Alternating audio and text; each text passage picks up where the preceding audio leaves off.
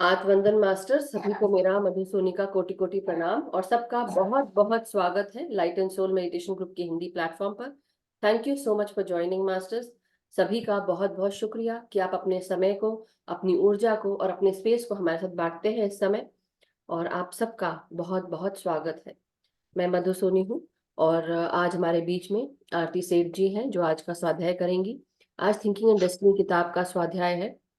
और जो आज का स्वाध्याय है, उससे पहले जो लोग नए हैं हमारे साथ जो जुड़े हुए हैं और जो लोग नहीं जानते हैं आरती जी के बारे में, मैं बताना चाहती हूँ कि आरती जी हमारे साथ जुड़कर इस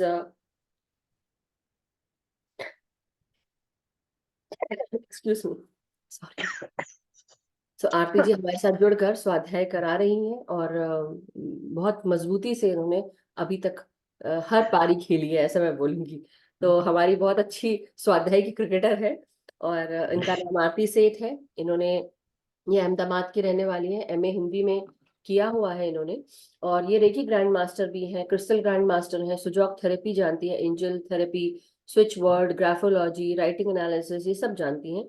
और पिछले 26 सालों से रेकी की क्लासेस भी लेती हैं, हमारे साथ जुड़कर मेडिटेशन कर रही हैं पिछले साल से। और साथ ही साथ ये दूसरों को मैं ध्यान भी सिखाती हैं। और अभी और लाइफ कोच की जैसे काउंसल भी करती हैं लोगों को। उसके अलावा अपने अपार्टमेंट कॉम्प्लेक्स में ये ध्यान सिखा रही हैं। सो उनका मैं बहुत बहुत स्वागत करती हूँ। और आज जब हम जो स्वाध्याय करेंगे मास्टर्स, वो पेज 911 से लेकर 920 तक उसका स्वाध्याय है। तो थिंकिंग एंड डेस्टिनी किताब का सेक्शन 14 और सॉरी चैप्टर 14 एंड सेक्शन 7, इसका हम स्वाध्याय आज कर रहे हैं और उनसे सुनेंगे। So before I go head, सभी गुरुजनों को हम प्रणाम करते हैं। पितामह ब्रह्म श्री जी, महाअवतार बाबा जी, सभी परम गुरु मंडली के सभी गुरुजनों को, सभी guides, guardian angels, divine beings को हमारा कोटि कोटि प्रणाम।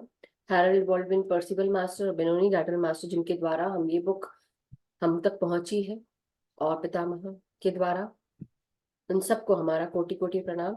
सबसे रिक्वेस्ट करते हैं Harold master, Benoni garden master, Prithvi sir, कि हमारी भी चेतना का विस्तार करें, हमें अपनी चेतना के साथ जोड़कर हमें इस बुक को समझने में मदद करें और हेल्प करें। तो सभी मास्टर्स को मेरा, और सभी ध्यानियों का भी, हम सब की तरफ से आप सबको, सभी गुरुजनों को कोटि कोटि प्रणाम। सो मास्टर्स, अब ओवर टू आरती जी। आरती जी, आपका बहुत बहुत स्वागत है। All the very best. Thank you very much. बहुत बहुत धन्यवाद आपका इतना बड़ा परिचय देने के लिए। और आज का स्वाध्याय थिंकिंग इन डेस्टिनी आगे 911 से 920 में करने वाली हूँ। 1 घंटे पहले तो मेरी हालत इतनी खराब थी कि मुझे लग नहीं रहा था कि मैं बोल भी पाऊंगी या मैं स्वाध्याय कर पाऊंगी। ये सब गुरुजनों की कृपा कहो, सब एंजल्स की कृपा कहो, और सबके बेस्ट विशेष कहो कि सब कुछ ठीक होके मैं अभी आपके सामने बैठी हूँ। 1 घंटे पहले तो मैं सोच रही थी कि क्या कर पाऊंगी, मैं बोल भी पाऊंगी कि नहीं।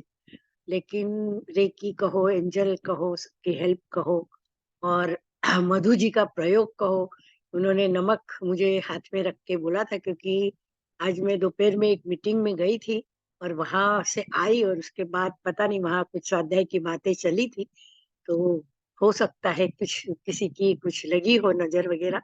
मानते नहीं है, लेकिन आज मुझे खुद एहसास हुआ। और ये बात भी हुई कि जैसे ही मैंने नमक पकड़ा और 10 से 15 मिनट के अंदर टोटली इतना पसीना पसीना और पूरी बॉडी से गया। ये मधु जी का एडवाइस था और करा, और 15-20 मिनट में मैं काफी ठीक हो गई। मेरे हस्बैंड को खाना वगैरह दिया, सब कुछ कर करा के मैं अभी आपके सामने बैठी हूँ। क्या बात तो है। ये सारे एंजल्स, ये सारी शक्तियां जो है हमारे पीछे हैं, और सब गुरुजन जो है वो हमें हमेशा मदद करते हैं। तो उसका एक आज जीता जागता उदाहरण मैं हूँ। तो आज का स्वाध्याय शुरू करते हैं।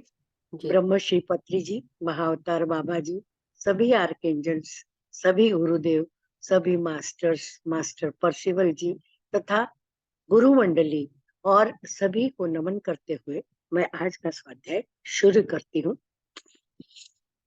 परसिवल जी से विनती करती हूँ कि उनकी चेतना के साथ हम लोग सब जुड़ जाए। वो जो हम तक अपना मैसेज पहुंचाना चाहते हैं, इस स्वाध्याय के द्वारा हम आप तक पहुंचा सके, आपके भी समझ में आए और मैं भी ये स्वाध्याय सही ढंग से आप तक पहुंचा सकूं। सबसे पहले सभी ध्यानी मित्रों का, ध्यानी लोगों का मैं शत शत नमन करते हुए और बहुत बहुत आपका स्वागत करते हुए आज का स्वाध्याय शुरू करती हूँ। Thank you very much. तो कल ही हमने थिंकिंग इन डेस्टिनी का स्वाध्याय करते समय नवीन जी ने काफी कुछ, मेरे ही आगे वाला सब्जेक्ट था तो काफी कुछ हमें बताया। उन्होंने भावना मन, इच्छा मन, शरीर मन, सभी प्रकार के मन जो है, और ये सब होते हुए भी ये भावना क्या है, मनोकामना क्या है, कल्पनाएं क्या है। भावना क्या है तो मन की कल्पनाएं है, फिर इच्छा क्या है तो हमारी चाहत है, और हमारी मनोकामना है। ये सभी चीजें जो है इसके बारे में कल बहुत ही अच्छा नवीन जी ने समझाया था। और दूसरा कि व्यक्ति जन्म लेता है और उसे जो फील होता है, जिसके प्रति वो सचेत होता है, ये वही से हमारा नया जीवन प्राप्त होता है। तो हम जब रिकार्नेशन, हम जो पहले से ही पढ़ रहे, री इनकारनेशन मतलब एक जन्म से दूसरे जन्म में जाना, तो ये जब व्यक्ति जन्म लेता है और दूसरे जन्म में जाता है तो उसको अपनी चेतना के प्रति कितना सचेत रहना चाहिए। परसिवल जी इस स्वाध्याय के माध्यम से हमें यही बताना चाह रहे हैं। और अगर हम सचेत रहेंगे और हम जागरूक रहेंगे तो हमारा आने वाला भविष्य या दूसरा जन्म जो है हम सफल करेंगे या प्राप्त, जो कुछ हम चाहते हैं उसे प्राप्त कर पाएंगे।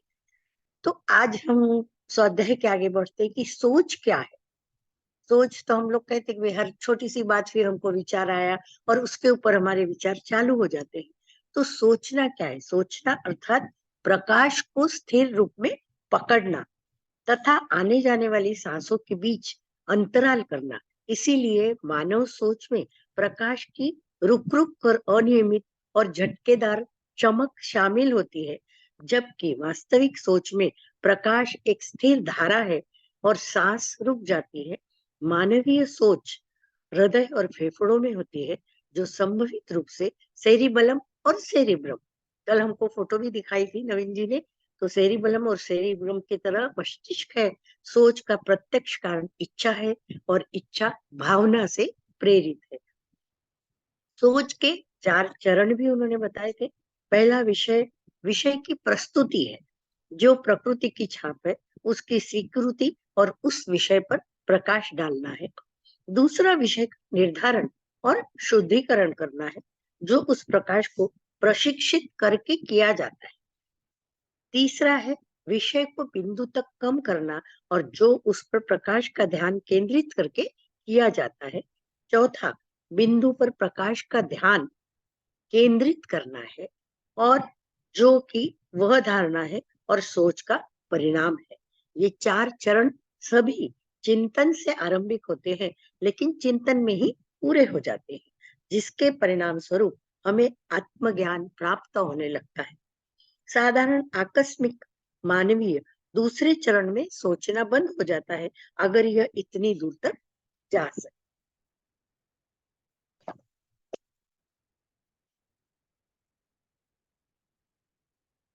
विपरीत परिस्थिति में सोच ज्यादा दूर तक नहीं जाती है। ये है कि शरीर मन कमजोर, अप्रशिक्षित और अस्थिर है और एक विषय से दूसरे विषय तक घूमता रहता है। तब तीनों मनों में अस्थिरता, असहमति या समन्वय की कमी होती है।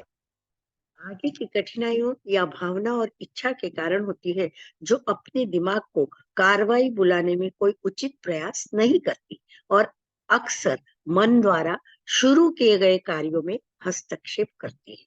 फिर तत्वों का हस्तक्षेप होता है और शरीर मन को उकसाता है, परेशान करता है, ताकि वे संवेदनाएं ना बन सके।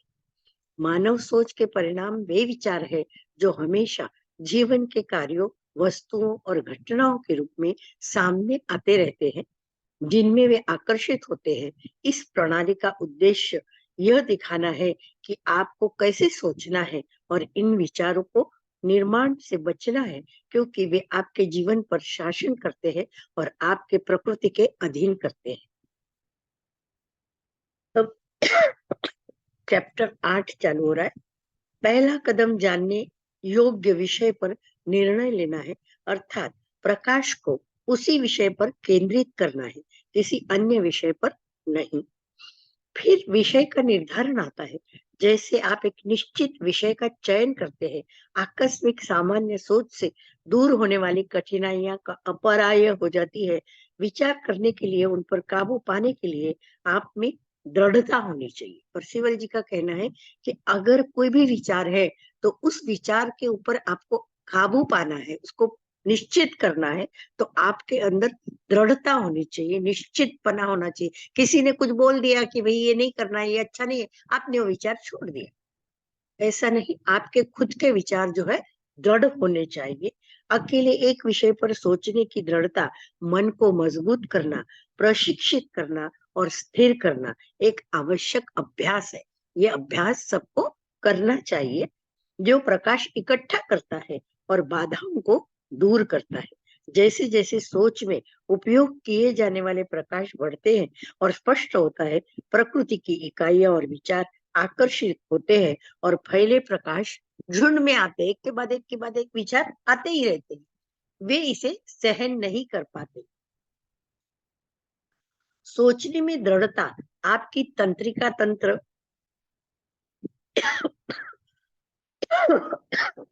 तंत्रिका तंत्र को बढ़ाती है और मजबूत करती है, टोन करती है। आप दिमाग द्वारा काम कर सके, क्योंकि वह अधिक प्रणाली प्रभावी हो जाता है।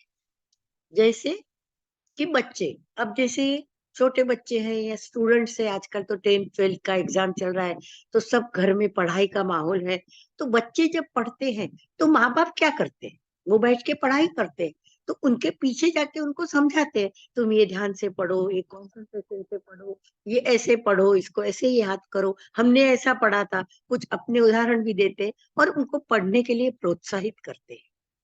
तो कोई भी विचार दृढ़ होने के लिए या मजबूत होने के लिए कोई ना कोई सहारा जरूर है। तो हम लोग जो है इस तरह से बच्चों को भी, पेरेंटिंग जब हम बच्चों को बड़ा करते हैं तो हम हर तरह से उनको टोकते कि भाई ये तुम्हारा सही नहीं है, ये तुम्हारा गलत है। तो इस तरह से हम उनके विचारों को भी दृढ़ करने की कोशिश करते हैं।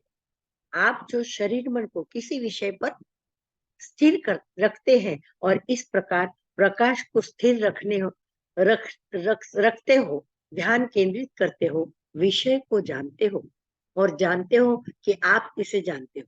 भावना आपके पास शरीर मन नियंत्रण में होता है और आप भावना व इच्छा के रूप में इसके साथ सोचने में सक्षम होते हैं। शरीर मन के साथ सोचना प्रकृति इकाइयों के किसी भी भाग या वस्तु से शुरू हो सकता है, जैसे कि तारा, परमाणु, पेड़ या जीवजन तत्व। जानने योग्य विषय का चयन हो जाए, जो हो जाने के बाद सोचना कहीं भी किसी भी समय शुरू होता है। आपके पास कोई ऐसा निश्चित समय है क्या कि अभी अभी आपको विचार आएंगे? वो तो किसी भी टाइम, किसी भी समय कोई भी विचार आपके मन में आने लगता है। फिर चाहे वो कितने सालों पहले की बात हो, तो वो भी आपको याद आती है और वो विचार आपके चालू हो जाते, वो दृश्य दिखना आपके चालू हो जाते। तो इस प्रकार भावना और इच्छा के रूप में इसके साथ सोचने में सक्षम होते हैं। शरीर मन के साथ सोचना प्रकृति इकाइयों को किसी भी भाग या वस्तु से शुरू हो सकता है। जीवजन तत्व जानने योग्य विषय का चयन हो जाने के बाद सोचना कहीं भी किसी भी समय शुरू हो सकता है, न कि आपकी अनुकूल परिस्थिति ही मिले। मतलब उस सोचने के लिए आपको कोई एकांत ही चाहिए या घर में कोई आवाज नहीं चाहिए और वहां आप चुपचाप बैठोगे तभी आप सोचोगे, ऐसा नहीं है। तो किसी भी समय वो शुरू हो सकता है। जब विषय ज्ञात हो तो आप उस विषय के बारे में आपको कुछ पता ना हो तो उसे उचित शब्दों में परिभाषित करना चाहिए। परसिवल जी का कहना है कि अगर आपको कोई भी विषय है, कोई भी एक टॉपिक आपको, जैसे अब हम थिंकिंग इन डेस्टिनी पढ़ रहे हैं, तो हर एक शब्द का अर्थ समझने के लिए हम सोचते हैं कि भाई यहाँ ये क्या कहना चाह रहे हैं। तो परसिवल जी यहाँ यही कहते हैं कि जब आपको कोई विषय ज्ञात हो, आपको पता हो कि मुझे इस विषय के बारे में है, तो आपकी सोच जो है इसी रूप में शुरू हो जाती है। उस विषय के बारे में आप परिभाषित शब्दों को करना चाहिए। यदि आप शब्दों में नहीं सोचेंगे तो आप सोचने में निश्चित प्रगति नहीं कर पाएंगे। इसीलिए आपको प्रकृति की वस्तुओं को तभी तक सोचना है जब आप इच्छानुसार शरीर मन का उपयोग नहीं करते। शरीर मन का उपयोग तंत्रिका केंद्रों के माध्यम से सूक्ष्मतम अवस्थाओं से संबंधित है, ताकि बाद में सोचने से पदार्थ की सभी अवस्थाओं को नियंत्रित किया जा सके और कर्ता से संबंधित किया जा सके। अपने से संबंधित समस्याओं के अलावा भौतिक समस्याओं को हल करने के लिए अपने शरीर मन से सोचते रहना आपको खुद से दूर ले जाएगा और सोचने को और कठिन बना देगा। जो आपके शरीर के प्रति स्वतंत्र रूप से सचेत रहने में सक्षम बनाएगा। भावना व इच्छा शरीर और प्रकृति के आकर्षण के तहत इंद्रियां और भौतिक शरीर को स्वयं का अंश समझने की गलती करती है, और इसीलिए आप शारीरिक सुख और वस्तुओं को प्राप्त करने के लिए शरीर मन से सोचना चाहते हैं।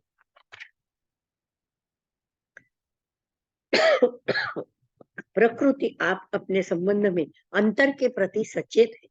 स्वयं आपके दो पहलुओं में भावना और इच्छा प्रकृति के रूप में जब आप प्रकृति के संपर्क से अलग होते हो, लेकिन जब आप शरीर के साथ जुड़ते हो तो आप उस अंतर के प्रति सचेत नहीं रहते, क्योंकि तब आप प्रकृति के आकर्षण के अंतर्गत आते हैं। आपको भौतिक शरीर के उपयोग के बदले में प्रकृति की मदद करनी चाहिए और अपने भाग्य के अनुसरण में काम करना चाहिए।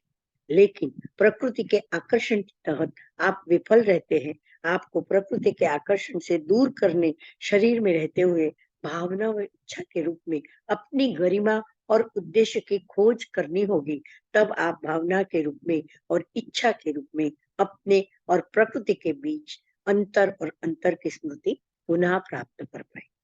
मतलब यही कहना चाह रहे हैं कि भावना और इच्छा जो है आपकी इधर उधर का आकर्षण ना दूर करके आपको अपने उद्देश्य के प्रति दृढ़ रहना चाहिए, यह सोचते रहना चाहिए। चैप्टर 9 मतलब उसी में 9वां नंबर का जो है पॉइंट चालू हो गया है।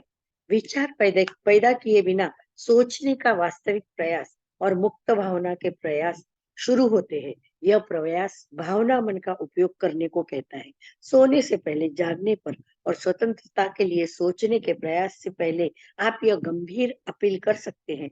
आप अपने ज्ञाता और विचारक के विचार में अपने त्रिगुण स्व के रूप में संबोधित करते हैं और स्पष्ट रूप से सोचते हैं, मेरे न्यायाधीश, मेरे ज्ञाता, मुझे अपना प्रकाश और अपने ज्ञाता का प्रकाश दो।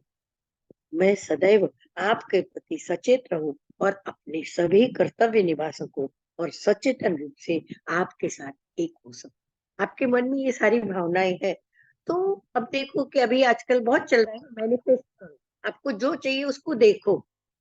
तो ये भी ऐसा ही है कि जो आपको करना है उस चीज में अगर आप सही ढंग से सोचोगे, सही मैनिफेस्ट करोगे, तो आपकी वो चीज होगी और आप वो कर पाएंगे। भावना वह है जो आपके शरीर में महसूस करते हैं। आपकी भावना व इच्छा को तब तक पहनाया या मुक्त नहीं किया जा सकता जब तक कि प्रत्येक को एक दूसरों की सहायता न मिले। इच्छा स्वयं को मुक्त नहीं कर सकती, क्योंकि भावना में प्रकृति का अपना गढ़ है और आपकी भावना इच्छा को रखती है और इच्छा को प्रकृति के पास रखती है। आपकी भावना को तब तक स्वतंत्र नहीं किया जा सकता जब तक आपकी इच्छा स्वयं को मुक्त करने की इच्छा ना रखती हो। मतलब वो यही कह रहे हैं कि इच्छा और भावना दोनों एक दूसरों के जोड़ीदार है या एक दूसरों के साथ ही चलते हैं। जब भावना को मुक्त करने की लगातार इच्छा होती है तो आपकी भावना अपनी पहचान पूरा करने की इच्छा से सशक्त होती है और भावना को भावना के रूप में सोचने की दृढ़ता से स्वतंत्रता मिलती है। 10 नंबर, भावना का मुक्ति शरीर से इसका पता लगाना और इसे उस संवेदनाओं से अलग करने से शुरू होता है जिसके साथ ये जुड़ी और पहचानी जाती है। आपके शरीर और संवेदनाओं से अलग और भिन्न रूप से सोचने और महसूस करने की कोशिश करनी चाहिए। जो आप महसूस करते हैं तब आपकी अनुभूति पूरे शरीर में फैलती है। कोई भी चीज आपको होती है तो उसकी अनुभूति पूरे शरीर में होती है कि नहीं? तो वो यही कहता है कि कोई भी चीज आप जब सोचते हो और सोचते सोचते उसकी अनुभूति जब शरीर में होती है तो आप उसको महसूस कर सकते हो, तब आपकी अनुभूति पूरे शरीर तक फैलती है और गर्मी और झुनझुनी की अनुभूति होती है। लेकिन आपको अनुभूति महसूस नहीं होती, इसके द्वारा आपका भावना मन क्रियान्वित होता है, जो आपकी भावनाओं को नियंत्रण में रखता है। ये भावना को कंट्रोल करने का काम भी यही करता है।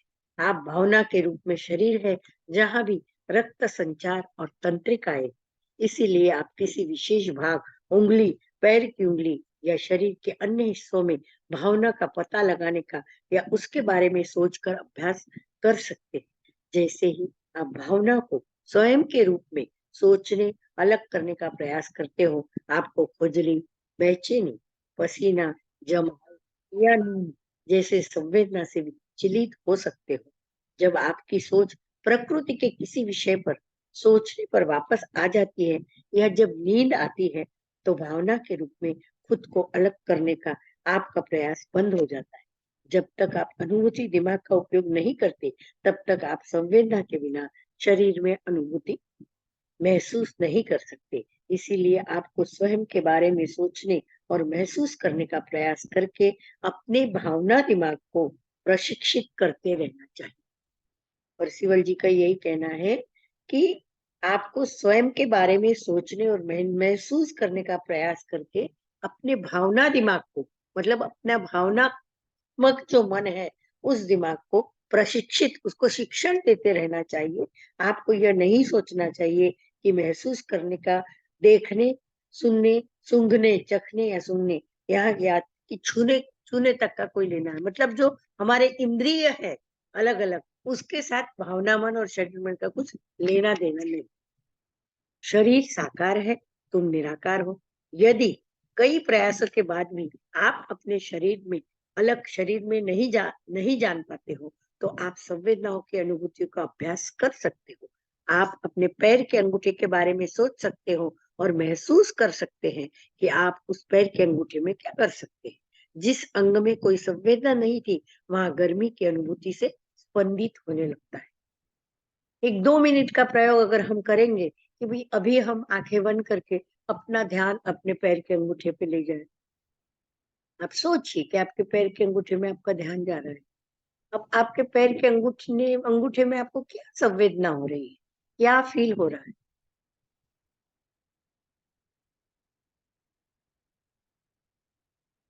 अभी जब तक आप शांत बैठे थे आपको कुछ पता नहीं था, लेकिन जब अपना ध्यान, अनुभूति आप वहां ले जाते हो, तब आपको कुछ अलग महसूस होता है। ओके, आंखें खोल दीजिए। जिस अंग में कोई संवेदना नहीं थी, वहां गर्मी की अनुभूति से स्पंदित होने लगता है। वहां पे आपको थोड़ी ही देर में गर्मी लगती है, जब आप अपनी सांसों को वहां ले जाते हैं। अभी हमको कुछ और बोलने की जरूरत ही नहीं, रोज ही हम इस चीज को महसूस करते हैं। जब हम मेडिटेशन करते हैं और जब हमको मेडिटेशन में बताया जाता है कि अब अपना ध्यान पैर पे ले जाइए, अपना ध्यान पेट पे ले जाइए, अपना ध्यान छाती पे ले जाइए या अपना ध्यान पूरे सिर पे ले जाइए, तो आप अपने सांस को वहां तक पहुंचाते, और जब वहां पहुंचाते हो तो आपको एक अलग संवेदना, अलग अनुभूति होती है, अलग चीज को आप महसूस कर सकते हो। तो यही चीज है जो हम मेडिटेशन में करते हैं। सेम चीज परसिवल जी ने वही बताई है, और इनडायरेक्टली परसिवल जी हमें मेडिटेशन करने के लिए ही कह रहे हैं। फिर आपको सोचना चाहिए कि उसी पैर के अंगूठे को, हाँ सॉरी ये तो हो गया, और यह पहले पैर के अंगूठे के साथ पैर में स्पंदित होगा। इस तरह आपका पैर, एड़ी, टखना के हिस्सों में भी स्पंदन महसूस होगा। फिर आपको लगातार अपनी सोच और भावना को पैर, घुटने, जांघों और श्रोणि तक फैलाना चाहिए, और फिर रीढ़ के साथ पेट, वक्ष, गर्दन और सिर तक। जब आप सिर के शीर्ष तक पहुंचेंगे, तो आपको एक करंट, जीवन की बौछार महसूस होगी, जो एक फव्वारे की तरह आपके पूरे शरीर में फैल रही है। जब आप मेडिटेशन करते हो और अंत सहस्त्रार तक आप पहुंच जाते हो, तो हम में से कई लोगों को सहस्त्रार से प्रकाश आता हुआ दिखता है, सहस्त्रार से कोई पानी की जलधारा हमारे अंदर आ रही है, इस तरह से महसूस। तो ये सारी अनुभूति हम लोग मेडिटेशन में रोज करते हैं। परसिवल जी वही बताना चाह रहे हैं। इस प्रकार सोचने और महसूस करने का अभ्यास आपके शरीर के अंगों में समन्वय रखता है और लाता है, और सामंजस्य पूर्ण जीवन इसके माध्यम से प्रवाहित होता है।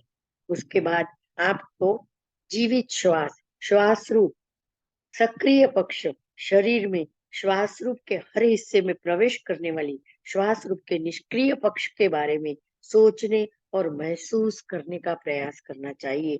आपको सांस के रूप में शरीर के अंदर एक जीवित प्राणी के रूप में महसूस करने की कोशिश करनी चाहिए, जैसे कि हाथ चलता है और एक नरम दस्तानों के अंदर महसूस किया जाता है। हाथों के ऊपर आपने दस्ताने पहने हैं, लेकिन हाथों की अंगुलियों में आपका जो सेंसेशन होता है, वो दस्ताने पहनने के बाद भी अंदर के हाथों की अनुभूति आप आराम से कर सकते हैं।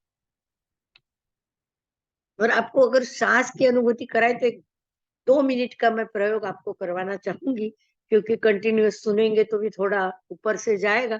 तो सांस के लिए हम अगर सोचते हैं कि भाई हमारा सांस, अगर सब लोग हम देखते हैं कि आंख बंद करके केवल हमको सांस लेना है 1 2 3 बार, और ये सांस हमारा कहाँ तक जाता है, हमारे हाथ को वहां पे रख देना है। किसी को यहाँ फील होगा, किसी को यहाँ, किसी को नाभि तक, तो वहां पे आप अपना सांस लेके हाथ रख दीजिए,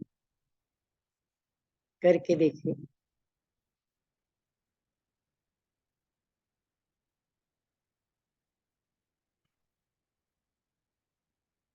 अपना हाथ आप रख के दिखाइए कि मेरे को यहाँ तक सांस फील हो रही है, या यहाँ तक फील हो रही है, यहाँ तक फील हो रही है। अगर बता सकते तो आप बता सकते। वीडियो ऑन हो तो दिखाई देगा मुझे। कोई बताए कहाँ तक सांस फील हो रही है? जो सांस आप ले रहे हैं वो आपको कहाँ तक फील हो रही है? बताएगा, आप हाथ रख के बताइए, यहाँ यहाँ आपको फील हो रही है, नहीं हो रही? आपकी ब्रीदिंग कहाँ तक जा रही है? नहीं पता चल रहा है किसी को? आप अपना हाथ रख के बता सकते हैं कि मेरी सांस यहाँ तक जा रही है, नीचे तक जा रही है। ठीक है, किसी को नाभि तक फील हो रही है, किसी को ऊपर तक फील हो रही है। ओके, अब हम एक मुद्रा करेंगे। हाथ को इस तरह से अंगूठा अंदर और मुट्ठी बांध देंगे। अंगूठा अंदर और मुट्ठी बंद, और इसको दोनों नाभि के आसपास खड़ा हाथ रखना है। दोनों हाथ को नाभि के आसपास रखना है।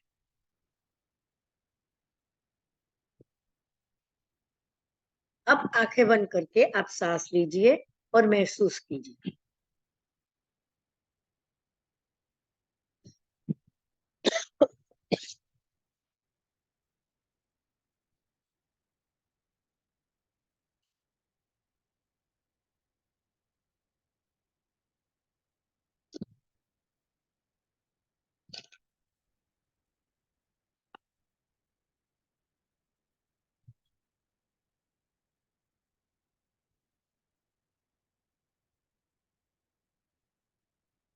पहले आपकी सांस जहां तक पहुंची थी, उससे आपकी सांस और अधिक नीचे तक जा रही। किसी को नाभि तक बराबर फील हो रही होगी कि सांस पहले यहाँ तक थी, अब नाभि तक पहुंच रही है। ख्याल आ रहा है? समझ में आ रहा है कुछ? सांस नीचे गई ऐसा ख्याल आया? हाथ खाली ऐसा करेंगे तो मुझे पता चल जाएगा, दिखा दिया। Okay, okay, thank you. तो देखिए, एक छोटी सी मुद्रा हमने की, और मुद्रा करने से हम अपनी सांस को कंट्रोल कर सके। तो परसिवल जी का भी यही कहना है कि जब हम कोई भी चीज करते हैं तो भावना और इच्छा मन को भी जोड़ के जब हम आगे बढ़ते हैं, तो हम अपने सांसों के द्वारा हमारे शरीर में परिवर्तन ला सकते हैं। और वही हमको करना है, अपना उद्देश्य हमको पूरा करना है। ठीक है। श्वास रूप जीवात्मा है, जो शरीर का रचयिता, निर्माण और संरक्षक है, जो शरीर में कर्ता की भावना व इच्छा पर निर्भर है। जब आप शरीर के माध्यम से सांस और रूप को एक अस्तित्व के रूप में महसूस कर सकते हैं, तो उस पदार्थ के द्रव्यमान से अलग और अलग है, जिसके भौतिक शरीर बना है। तो सांस रूप शरीर के पदार्थ को अपनी सोच और अपनी भावना के अनुरूप ढालता है। तब प्रकृति आप पर नियंत्रण खोना शुरू कर देती है। जब सांस रूप नियंत्रण हासिल होता है, प्रकृति उस पर अपनी शक्ति खो देती है। इस प्रकार सोचने और महसूस करने से आप अपने शरीर मन को और भावना मन को एक साथ करते हो। जब आप अपने शरीर के हिस्सों और उनके मौजूद तरल पदार्थ, सांस और तंत्रिका धाराओं को महसूस कर सकते हैं, तो सांस रूप शरीर से अलग सोचने व महसूस करने को तैयार हो जाता है। जब आप शरीर के प्रति सचेत होते हो और महसूस करते हो, तो आप पाते हो कि शरीर वास्तव में आप नहीं है, बल्कि एक द्रव्यमान रूप है, जिससे आप निवास करते हो और पहनते हो। शुरू में ही हमने जब शुरू किया था thinking in destiny, who am I, उनका वही कहना था कि मैं कौन हूँ, मैं शरीर नहीं हूँ, खाली एक जैसे कपड़ा पहना हुआ है हमारे शरीर पे, तो वो पहना हुआ शरीर का कपड़ा है ऊपर, पर हम अंदर हम कौन है। तो वही इनका वो चल रहा है आगे कि जब आप अपने शरीर के हिस्सों के तरह द्रव्यमान रूप है, जिससे आप निवास करते हो और पहनते हो, शरीर के प्रति सचेत रहते हुए, जैसे भी वह जो पोशाक पहनता है, आप अभ्यास से अपने आप को केवल महसूस करने वालों के रूप में सोच सकते हो। किसी संवेदना को महसूस नहीं कर सकते। आपको दर्द या स्पर्श की अनुभूति के बिना काटा या जलाया जा सकता है, क्योंकि आप स्वैच्छिक तंत्रिका तंत्र से अलग हो गए हो। शरीर में भावना के रूप में सचेत रहते हुए आपको, जैसे आपका कपड़ा है, कपड़े को जलाया या कुछ करा, उसमें संवेदना ही नहीं है, तो उसको क्या पता चलेगा कि वो जल रहा है। तो उस तरह से हमारा शरीर भी संवेदना से जब अलग हो जाएगा, तंत्रिका तंत्र से अलग हो जाएगा, तो उसमें क्या संवेदना होगी, उसे क्या महसूस होगा, है कि नहीं। तो जलाया जा सकता है, क्योंकि आप स्वैच्छिक तंत्रिका तंत्र से अलग हो गए हो। शरीर में भावना के रूप में सचेत रहते हुए आपको अपने लिए कोई चमत्कार नहीं करना चाहिए, अन्यथा आप सूक्ष्म प्रकृति के जाल में फंसकर अपनी प्रगति को रोक देंगे।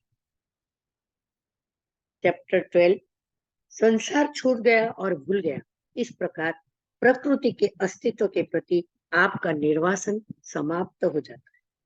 जब आप अस्तित्व में अपनी वास्तविकता के प्रति सचेत हो, अस्तित्व सचेतन करता है। स्वयं की वास्तविकता को स्वयं के रूप में महसूस करना अस्तित्व में नहीं, बल्कि प्रकृति के भ्रमों से स्वयं को जानबूझकर को परिणाम स्वरूप उत्पन्न अपने अकेलेपन में यह जानबूझकर प्रकृति के भावनाओं को मुक्त करना है। यह है सचेतन आनंद, यानी निर्वाण को जानना, भावनाओं से मुक्त होना। यदि अपने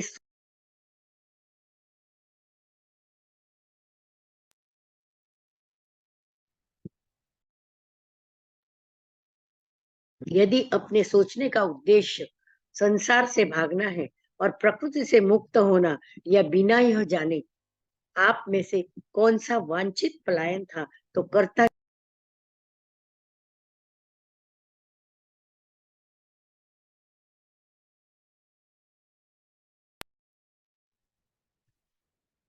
यदि आप अपने सोचने का उद्देश्य संसार से भागना और प्रकृति से मुक्त होना था, बिना यह जाने कि आप में से कौन सा वांछित पलायन है, तो कर्ता के रूप में आपकी भावना सचेतन आनंद की स्थिति में बनी रह सकती है लंबी अवधि के लिए। लेकिन आपको वापस लौटना होगा और अपने मानव शरीर में फिर से प्रवेश करना होगा, क्योंकि आप अपने त्रिगुण स्व के कर्ता भाग भी नहीं होंगे। जब आप निर्वाण में चले जाओगे, तो आप कर्ता के भी भाग में नहीं होंगे।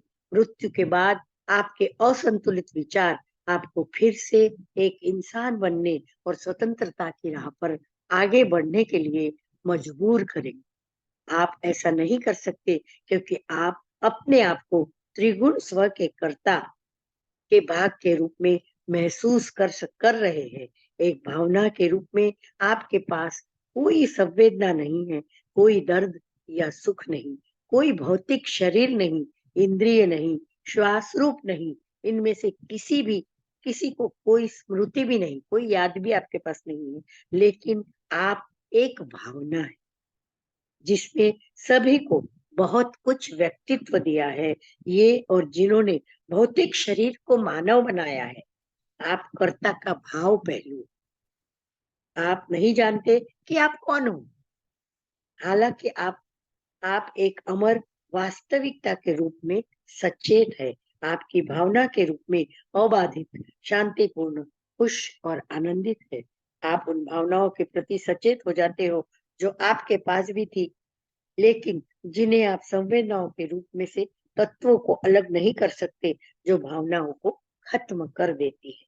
आप उन भावनाओं को महसूस करते हैं जिन्हें आप संवेदना समझ लेते हैं। लेकिन जब तत्व आप पर हावी हो जाता है, जिसे आप भौतिक शरीर से उलझकर महसूस नहीं कर सकते, इससे कोई खुशी या डर महसूस नहीं होता, क्योंकि आप अपनी वास्तविकता के प्रति सचेत है। तत्वों से बना शरीर कट जाता है और तब संवेदना पैदा नहीं कर पाते या संपर्क नहीं कर पाते, क्योंकि भावना वहां होती ही नहीं। तब आप भोजन का स्वाद नहीं लेते, कामुक संगीत या आवाजों को नहीं सुनते, ना कोई दृश्य देखते हैं या नहीं मांस को छूते हो। अब आप महसूस करते हैं जिसके बारे में आप सचेत नहीं है, अर्थात आपकी भावनाओं को अब आप महसूस कर सकते हो जिन्हें आपने रोका था। यानी अगर भावनाओं को जब आप रोक दोगे तो आपको कुछ भी महसूस नहीं होगा। भावना व इच्छा के रूप में आपके बीच की प्रतिक्रिया मानसिक सांस और शारीरिक सांस को शुरू करने के लिए प्रेरित करती है, जो बंद हो गई है। अब आप इन इंद्रियों का उपयोग व्यक्ति के रूप में नहीं कर सकते जो देखता है, सुनना, चखना और सूंघता है, बल्कि उस व्यक्ति के रूप में करते हैं जो देखा, सुना, चखा और सूंघा जाता है, उसे महसूस करता है। आप शरीर की उन इंद्रियों के प्रति सचेत है और अपने बारे में भी सचेत है। ये इंद्रियां आपके द्वारा उपयोग की जाती है और भावना के रूप में आपकी प्रकृति की अभिव्यक्ति है। जो सोच इस जानबूझकर भावनाओं को मुक्त करने की ओर ले जाती है, उसे बार बार दोहराया जाना चाहिए जब तक कि आपके पास भावना मन इतना नियंत्रण में ना हो कि आप अपनी इच्छानुसार उपयोग कर सके और इच्छानुसार मुक्त हो सके। अपने शरीर से भिन्न और स्वतंत्र शरीर में उतना ही अलग जितना शरीर पहनने वाले कपड़ों से अलग होता है, तब आप महसूस करने की क्षमता के साथ अनुभूति के रूप में वास्तविकता। लास्ट 919वां पेज चल रहा है। आप दूसरों की परेशानियों के प्रति बेहद संवेदनशील है, उनके दुख आपके सांत्वना और आराम की अपील करते हैं। आप उन्हें पिघलने और उनके दुखों को साझा करने की अनुमति नहीं देनी चाहिए। इसीलिए नहीं कि आप ऐसा नहीं करेंगे, बल्कि इसलिए कि इस समय आप उनसे और बाद में अपने दुखों से उबर जाए।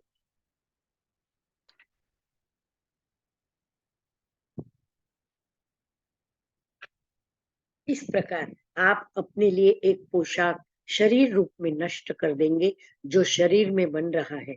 आपकी प्रत्येक स्वतंत्रता के दौरान भावना मन से सोचने पर आपकी इच्छा भावना को फिर से लागू करने और संतुष्ट करने के लिए दौड़ती है, लेकिन भावना के रूप में आप विरोध और आपकी सोच इच्छा को रोक देती है।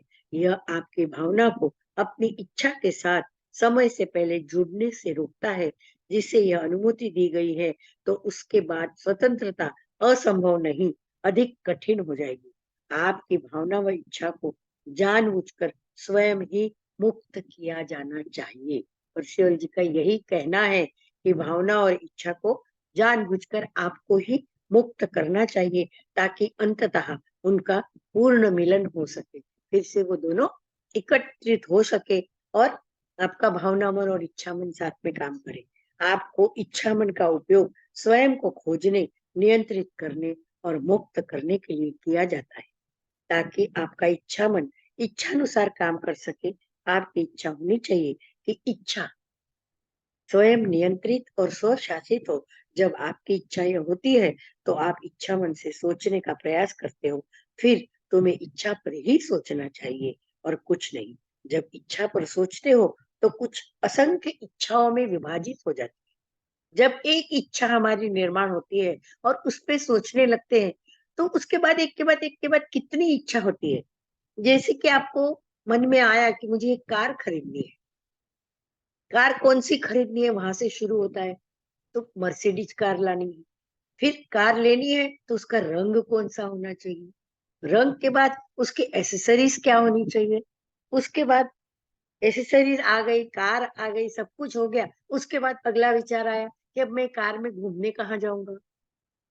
अरे घूमने नहीं, सबसे पहले तो मैं मंदिर जाऊंगा। अपने परिवार के साथ मैं मंदिर घूमने जाऊंगा, दर्शन करने जाऊंगा। मतलब एक कार का विचार, उसके बाद अनेक विचार आपके शुरू हो जाते हैं और गाड़ी चलती रहती है। तो विचारों को कोई, तभी तो कहते हैं कि हम कितने हजारों विचार कुछ क्षणों में, कुछ मिनटों में कर लेते हैं। तो विचारों को तो कोई बंधन है ही नहीं। इस प्रकार मनुष्य जो है, जब इच्छा पर सोचते हैं तो असंख्य इच्छाओं में वो विभाजित हो जाती है, जिनमें अधिकांश वस्तुओं का प्रभाव या इच्छा से जुड़ी होती है। कुछ होना, करना या पाना। यदि आप अपने शरीर मन का उपयोग करते हैं तो आप इच्छा से मुक्त नहीं होंगे। हालांकि आप सीख सकते हैं कि आपने इच्छा मन को उपयोग, कुछ उपयोग लेकिन नियंत्रण नहीं। जब आपका उद्देश्य इच्छा से मुक्ति होना है तो आप दुनिया दुनिया में कुछ भी करने, पाने या होने की बजाय यह जानने के लिए कि आज आप क्या है, कौन है, अपने उद्देश्य की जांच और पुष्टि करनी चाहिए। फिर आप परीक्षा में निर्णायक बनने के लिए आप कहते हैं कि आपका उद्देश्य इच्छा से मुक्ति पाना है। जितने साधु संत है, जितने बड़े बड़े संत मुनि हो गए हैं, या आप जैन लोगों की देखिए, महासती जी और जो साध्वियां होती है या जो दीक्षा लेते हैं, वो लोग क्या करते हैं, अपने मन पे नियंत्रण ही तो पाते हैं। 3 घर गए, वे 3 घर जो खाना दिया, जिसका दिया, जैसा दिया, वैसा ही उतना ही खाना उनको खाना है। तो अपनी इच्छाओं पे नियंत्रण पाना। क्या उनको इच्छा नहीं होती कि भाई गरम गरम भजिए पकौड़ी में खा लूं, या मुझे आज हलवा कोई गरम गरम खिला दे। वो अपनी इच्छाओं को नियंत्रण में रखने के लिए, पाने के लिए जब दीक्षा लेते हैं तो इस तरह का सारा उनका काम होता है। और इस प्रकार वे धीरे धीरे धीरे धीरे अपनी भावनाओं पर और इच्छाओं पर नियंत्रण पाते हैं। भावनाओं से नियंत्रण कैसे पाते हैं? एक बार अगर आप साध्वी बन गए, एक बार आपने दीक्षा ले ली, तो आप अपने घर वालों से भी मिल नहीं सकते, या मिले तो एक बाहरी व्यक्ति है इस प्रकार मिल सकते। उनसे आपको कोई रिलेशन नहीं रखना है, उनकी कुछ आपको खबर लेनी नहीं। इस तरह से तो भावनात्मक व्यक्ति होगा तो वो तो जैसे ही अपने व्यक्ति को सालों बाद देखेगा, तुरंत गले मिलने जाएगा। क्यों साध्वी जी ये नहीं कर सकते? तो ये सारी चीजें जो है, भावना और इच्छा पे नियंत्रण उन्होंने पा लिया है। और हम भी आगे चलकर यही चाहते हैं ना। वे अब बड़े बूढ़े हो गए, बड़े हो गए, अभी भी क्या आपकी जीभ लपलपाती है, ये खाना है, वो खाना है। तो आपको कंट्रोल करना चाहिए, आपको छोड़ देनी चाहिए ये चीजें खानी। अब तो आपने बहुत खा ली इतनी जिंदगी, लेकिन होता है क्या कंट्रोल? कहीं बनता हो गरम गरम, खुशबू आ गई पकौड़े की, तो जीभ में लार टपक नहीं लगती है, खाने की इच्छा होती है। फिर आप बूढ़े हुए तो क्या आपकी इच्छा पे नियंत्रण आ गया? तो परसिवल जी का यही कहना है कि इच्छाओं को नियंत्रण में लाना है तो आपको उद्देश्य और इच्छाओं से मुक्ति पानी है। अब आप सवाल करते हैं कि आप इच्छा को अलग करना चाहते हो। जैसे कि इस विषय पर रखा जाता है, कई इच्छाएं प्रकाश में प्रकट होती है और सोच तब तक जारी रहनी चाहिए जब तक कि इच्छाओं में से एक को सही ढंग से अनुमोदित नहीं किया जाता। प्रत्येक इच्छा पर संदेह तब तक उपस्थित रहता है जब तक उसे परीक्षण के लिए प्रस्तुत नहीं किया जाता। जब तक वह सही ना हो जाए, तब संदेह के स्थान पर एक अचूक अनिश्चित निश्चितता होती है। 14, प्रत्येक मनुष्य में इच्छाएं स्वयं को दो समूहों में व्यवस्थित करती है, जो त्रिगुण स्व की तलाश करते हैं और वे प्रकृति की तलाश करते हैं। वे लोग त्रिगुणात्मक स्व की खोज करते हैं, वे आत्मज्ञान की इच्छा को अधीन होते हैं, अर्थात त्रिगुण स्व के ज्ञाता का ज्ञान। बहुत से लोग जो प्रकृति की तलाश में है, सेक्स की इच्छा के अधीन है। बहुतों को चार इच्छा जनरलों द्वारा नियंत्रित, नेतृत्व या निर्देशित किया जाता है। भोजन की इच्छा, संपत्ति की इच्छा है। देखो, ये सब मानव के मन में यही सारी इच्छा है। क्या खाऊंगा, सुबह हुई, शाम हुई कि नाश्ते में मुझे ये चाहिए। आपके दिमाग में विचार आ गया, आप डाइनिंग टेबल पे बैठे और सुबह चाय के साथ आपके मन में आया कि गरम गरम पोहे खाने हैं, और आपकी बीवी ने या पत्नी ने या घर वालों ने कोई दूसरा नाश्ता लाके रख दिया, तो उस समय आपको क्या होगा? आप वो खा तो लोगे, लेकिन आपका मन तो उसी में लटकता रहेगा, करे आज गर्मा-गर्म पोहे मिलते तो क्या मजा आती। तो इस तरह से हम, हर व्यक्ति जो है, इस भावना और इच्छा के प्रति अपना जीवन ऐसे ही चलाता है। नियंत्रित, नेतृत्व निर्देशित किया जाता है। भोजन की इच्छा, संपत्ति की इच्छा, नाम की इच्छा और शक्ति की इच्छा। चारों इच्छा सामान्य के परीक्षण से सभी अनेकों का समावेश हो जाता है, लेकिन परीक्षण से पहले इन इच्छाओं के बारे में कुछ बातें समझ लेनी चाहिए। प्रत्येक इच्छा, परसिवल जी क्या कहना चाहते हैं, ये इम्पोर्टेंट है। प्रत्येक इच्छा वास्तव में आत्मज्ञान की इच्छा और त्रिगुण स्व के साथ एक होना चाहती है। इच्छाएं अंधकार के प्रभाव में है, क्योंकि वे स्वयं त्रिगुण स्व में चेतन प्रकाश से बंद कर लेती है। ये इच्छाएं प्रकृति के छापों को समझती है, यह आशा करते हुए कि वस्तुओं के माध्यम से उन्हें वह मिल जाएगा जिन्हें वे खोज रहे थे। वे वस्तुओं के कुछ छापों को छोड़ देंगे, लेकिन दूसरों को पकड़ लेंगे। जैसे जो तैर नहीं सकता, वह किसी भी वस्तु को पकड़ लेता है। अगर वो पानी में गिर गया, तो वो चाहे कुछ एक पेड़ की डाली भी कुछ हाथ में आ जाए तो उसको भी पकड़ता है। वो मालूम है कि इसके उसके सहारे वो बचने वाला नहीं है, फिर भी सहारा ढूंढता है, और जिसका भी सहारा मिलता है उसको वो तैरने वाला व्यक्ति अपने को बचाने के लिए पकड़ लेता है, इस डर से कि वो डूब जाएगा। त्रिगुण स्व में प्रकाश इंद्रियों के अंधेरे को दर्शाता है। इच्छाएं उस प्रकाश के प्रति अस्पष्ट रूप से सचेत है और उससे डरती है, क्योंकि उन्हें उनकी अज्ञानता और गलतियों के प्रति सचेत करना कर देगा। इसीलिए वे प्रकाश से दूर जाते हैं और इंद्रियों द्वारा प्रस्तुत वस्तुओं की तलाश करते हैं। जब आत्मज्ञान की इच्छा प्रकाश की ओर मुड़ती है और मार्ग प्रशस्त करती है, तो युद्ध होता है। भोजन, संपत्ति, नाम और शक्ति के पीछे सेक्स की इच्छा चारों को प्रेरित करती है, और वे कई इच्छाओं का नेतृत्व करते हैं। वे जीत गए हैं अपनी स्वयं की शक्ति के अलावा। कोई भी शक्ति की किसी इच्छा को उस धारणा से अलग नहीं कर सकती जो वह धारणा करती है। तो यहाँ पे आज का स्वाध्याय मेरा पूरा हो रहा है। आगे अब इसके आगे के पॉइंट्स आपको नेक्स्ट स्वाध्याय जिनका है, शायद संजीव जी इसका है, उसके बाद संजय जी का। संजय जी का है, जी। शायद उनका आपको उसके आगे के पॉइंट्स के आगे जाएंगे। तो इस प्रकार आज भावना इच्छा पूरा स्वाध्याय जो है इसी पे है। और हम नाम भी देखते हैं कि उनका नाम भी है थिंकिंग एंड डेस्टिनी। तो वही है कि सोच, और सारी बातें उन्होंने सोच के ऊपर ही हमको समझाया है कि किस प्रकार सोचना चाहिए, किस प्रकार सही ढंग से हमें काम करना चाहिए, किस प्रकार हर चीज के प्रति हमें सचेत रहना चाहिए। तो यहीं पे मेरा स्वाध्याय समाप्त करती हूँ। मुझे ध्यान से सुनने के लिए आप सभी का बहुत बहुत धन्यवाद। अगर कुछ गलती हुई हो तो क्षमा कीजिएगा। और कुदरत ने, परसिवल जी ने और सभी ने साथ दिया कि मेरा गला अभी तक तो ठीक चला और मैं स्वाध्याय कर पाई। सो आप सबको सुनने के लिए धन्यवाद। मधु जी को भी बहुत बहुत धन्यवाद, और परसिवल जी को बहुत thank you so much Aarti ji, thank you. And मैं समझ गई थी कि पक्का कुछ ना कुछ आज आपने एनर्जी पिक की है, इसलिए बट चलिए वो भी आपने जब नमक में काम किया है तो उससे भी आपको हेल्प हो गई, और मास्टर्स गाइड सभी ने हमको मदद की है। सो बहुत बहुत शुक्रिया। हमारा जो पूरा जीवन है ये हमारे सोच विचार से ही चलता है, हमारे मन से, हमारे फील करने से, भावना से, इच्छा से सब चलता है। लेकिन कितनी अच्छी बात है ये सोच के, इस बुक को पढ़ने के माध्यम से हमें समझ में आता है कि सब कुछ हमारे सोच के साथ ही नियत सब कुछ नियति तय होती है। तो इसलिए हम सबको याद रखना चाहिए कि हमारी सोच बहुत महत्वपूर्ण है।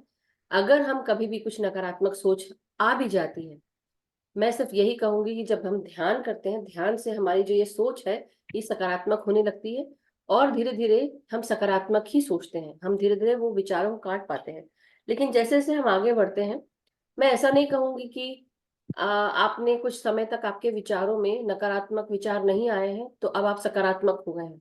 ये रोज की प्रैक्टिस है मास्टर्स, रोज करना चाहिए। और जब हम ध्यान करते हैं, जो ध्यानी होते हैं उनके पास कितनी ऊर्जा होती है।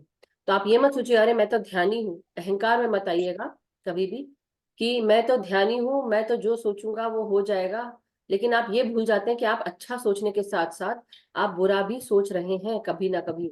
इसलिए रोजाना की प्रैक्टिस बहुत जरूरी है कि हम अपने नकारात्मक सोच को, नकारात्मक विचारों को, अपने अहंकार को, ये डेली की प्रक्रिया है कि मेरे अंदर, जैसे अभी हम लास्ट में बात कर रहे थे, आरती जी बता रही थी कि हम जब जैन समाज की भी बात करते हैं उसमें साध्वी होती हैं और कई लोग होते हैं जो हर चीज, रिश्ते नाते सब तोड़ देते हैं, सब छोड़ देते हैं, और खाने के जो जितने भी स्वाद है उसको भी छोड़ देते हैं।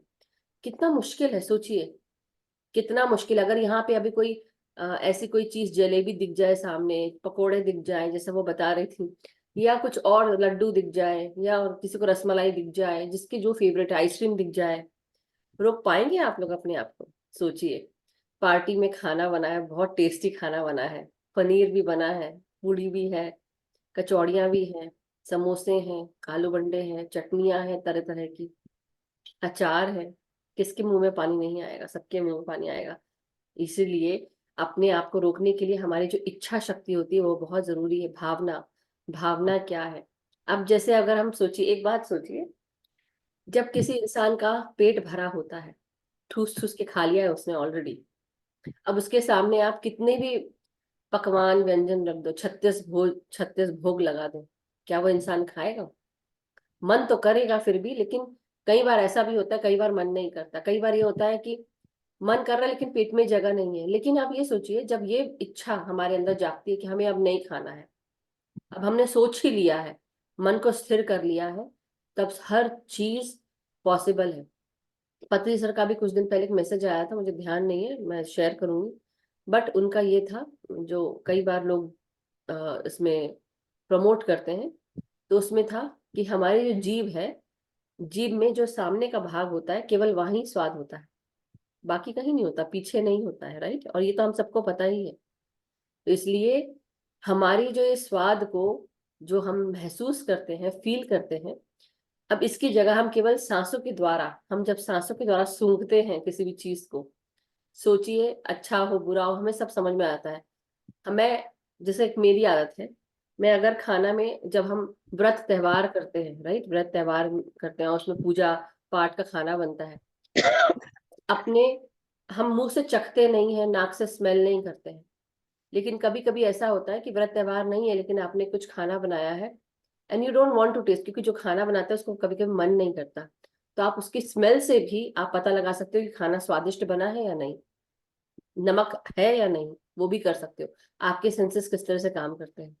तो सोचिए, जो योगी, जो साधु होते हैं, उनके ऊपर, अपने ऊपर कितना कंट्रोल होता है कि वो उस नाक की स्मेल को भी, मतलब जब हम आगे बढ़ते हैं तो हमें अपने सेंसेस को भी छोड़ना पड़ता है। समझ रहे हैं? सेंसेस को भी छोड़ना पड़ता है, क्योंकि ये हमारे जब हम मृत्यु के सामने समक्ष खड़े हो जाते हैं, तो हमारी जो मृत्यु है वो हम कहाँ से रिलीज होते हैं? कई लोग मूलाधार से रिलीज होते हैं, कई लोग स्वादिष्ठान चक्र से रिलीज होते हैं, कई लोग सोलर प्लेक्सस चक्र से रिलीज होते हैं, और कई लोग ऊपर के तलों से रिलीज होते हैं।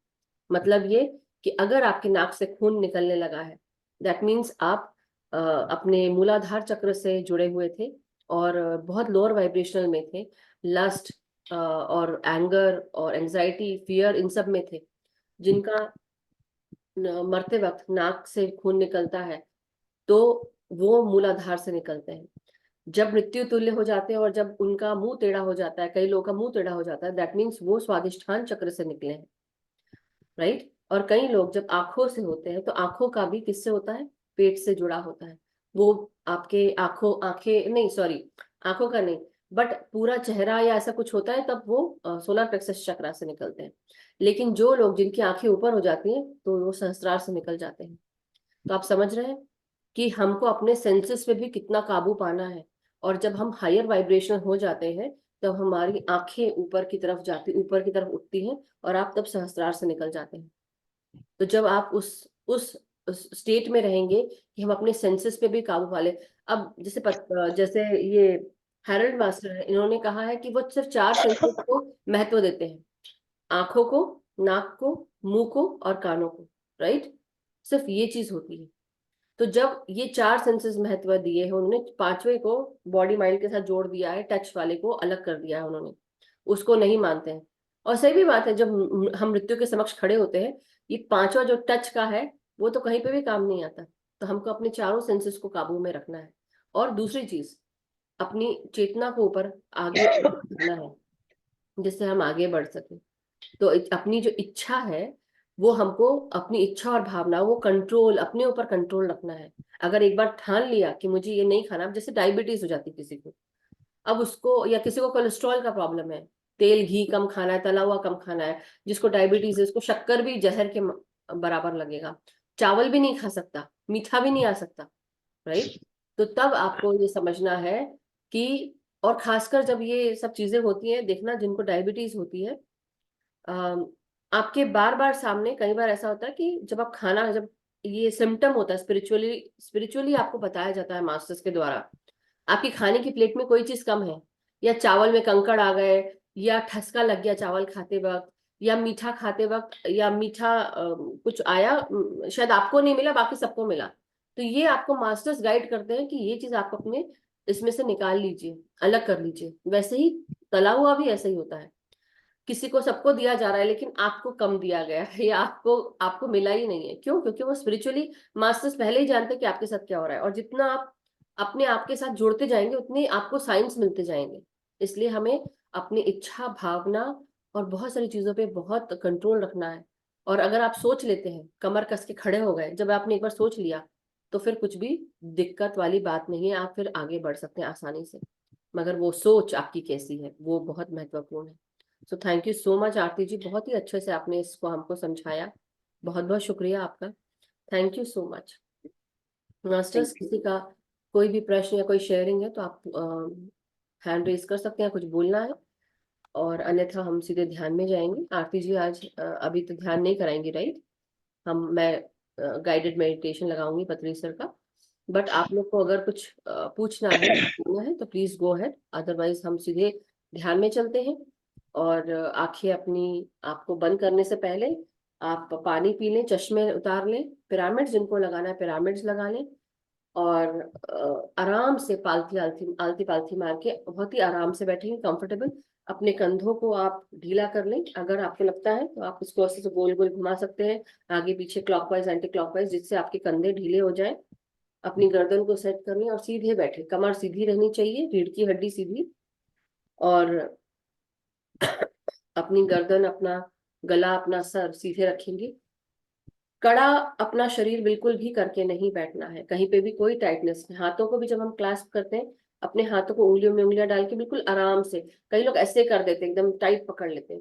होता है कई बार, हमें पता नहीं चलता कि हमारा शरीर कहाँ से टाइट है। तो एक एक करके जब हम शरीर के द्वारा जाएंगे ऊपर से नीचे, तो अपने शरीर को खुद आप महसूस करें। कभी कभी कोई जरूरी नहीं है कि कोई गाइड करे आपको, आप खुद भी अपने आप को गाइड कर सकते हैं कि मेरे शरीर में सर का भाग, अब मेरा पूरा चेहरा क्या रिलैक्स है, मेरे जबड़े रिलैक्स है क्या, कान, नाक, आंख, आपके चीक्स, आपका सर कैसा महसूस हो रहा है, सर के अंदर क्या सांसें जा रही हैं, आपकी गर्दन, गला, ये सब, आपकी आवाज के अंदर सांसें जा रही है क्या, आपकी रीढ़ की हड्डी सीधी जरूर है लेकिन क्या वहां पे आप सांसें महसूस कर रहे हैं। ऐसे करते करते आप पूरे शरीर को रिलैक्स करिए, मदर अर्थ में ग्राउंड करिए अपनी एनर्जीज को। उनको प्रणाम करते हुए उनसे रिक्वेस्ट करें कि अपनी चेतना के साथ आपको जोड़ लें, और फिर आगे बढ़ें।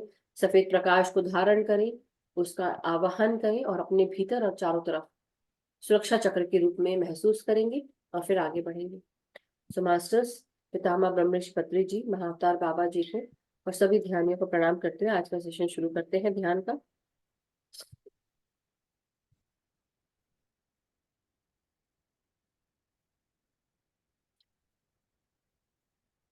चाहते हैं तो हम भी बुद्ध के जैसे बने। भारत ऐसा भूमि है जहां गौतम बुद्ध की जन्म हुई, तो हम भी चाहते हैं तो हम भी बुद्ध के जैसे बने। चश्मे निकाल लें, आंखें बंद और उच्छ्वास निश्वास के साथ हो जाएंगे।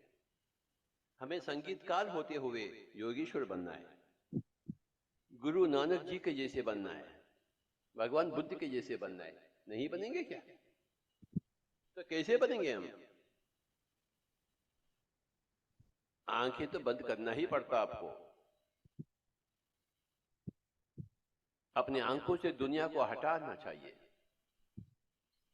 और सांसों के साथ एक हो जाने का प्रयास।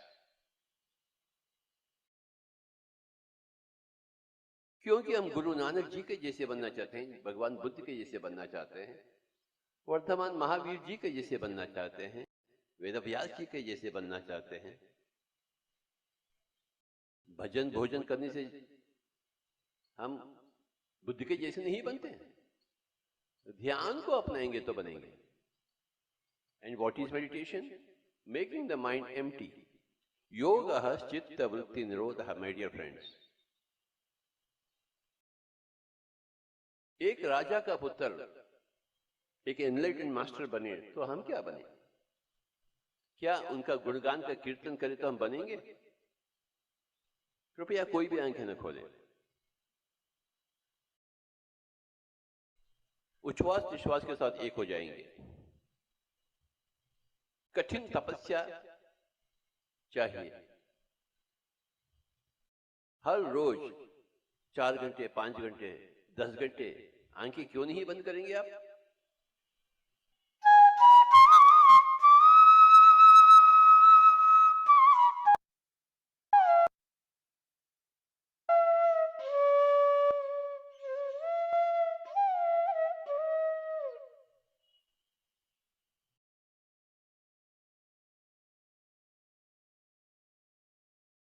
भूल जाएंगे हम किस परिवार के हैं, किस मजहब के हैं,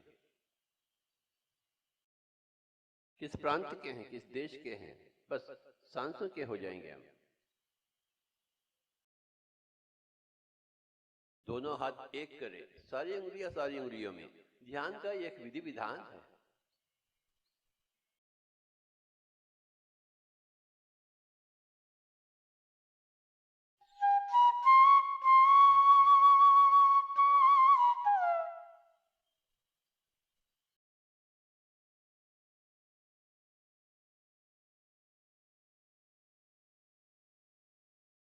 किसी भी मजहब के होंगे हम, कुछ परवाह नहीं है। ध्यान का शास्त्र तो एक ही है, ध्यान का विधि विधान तो एक ही है, सूरज तो एक ही है। आंखें बिल्कुल ना खोलें आप। अगर आप आंखें खोलते हैं उसका मतलब यह है कि आप ध्यान नहीं चाहते। ठीक है, ध्यान नहीं चाहते तो नहीं होगा ध्यान। अगर चाहते हैं तो क्यों नहीं होगा ध्यान? आंखें बिल्कुल बंद बाबा। बच्चा हो या बच्ची, अमीर हो या गरीब, पंडित हो या पामर, स्त्री हो या पुरुष, पढ़ा लिखा हुआ या अनपढ़, गांव का, कोई बात नहीं। बस आंखें बंद कर ले और सांसों के साथ एक हो जाए।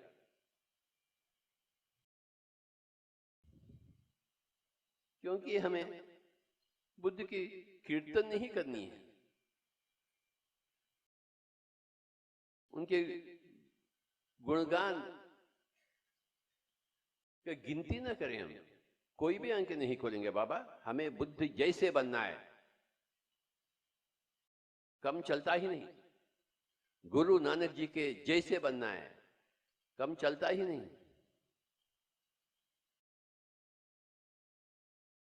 गोरखनाथ जी के जैसे बनना है, कम चलता ही नहीं।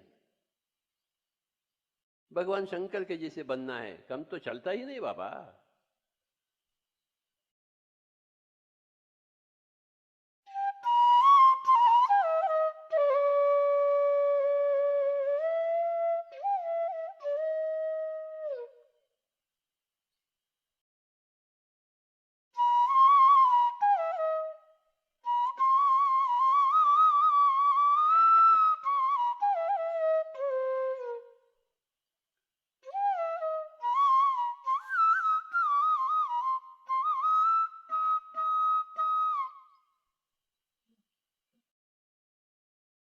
भारत हो, चीन हो, रूस हो या अमेरिका, एक ही तो सूरज है, एक ही तो सच्चाई है। त्रेता युग हो या द्वापर युग, कलयुग हो, सच्चाई तो एक ही है। हमें जानने का है कि हम यहां जन्म से पूर्व कहां थे, कैसे थे, और शरीर छोड़ने के उपरांत कहां जाएंगे, कैसे रहेंगे। बस इसी चीज की झांच चाहिए हमें, और ध्यान में आप सब कुछ देख लेंगे अपने ही तीसरी अंक के माध्यम से, आत्मदृष्टि के माध्यम से। परंतु आंखें नहीं बंद करेंगे तो कुछ भी नहीं होगा, आपको कुछ भी नहीं मिलेगा।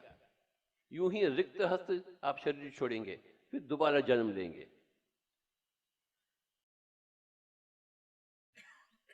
और कितने बार जन्म लेंगे आप?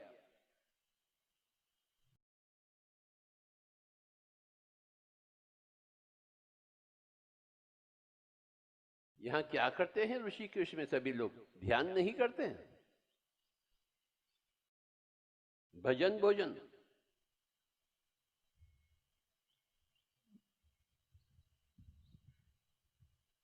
भजन से मुक्ति मिलती है, संगीत से मुक्ति मिलती है क्या? नहीं मिलती।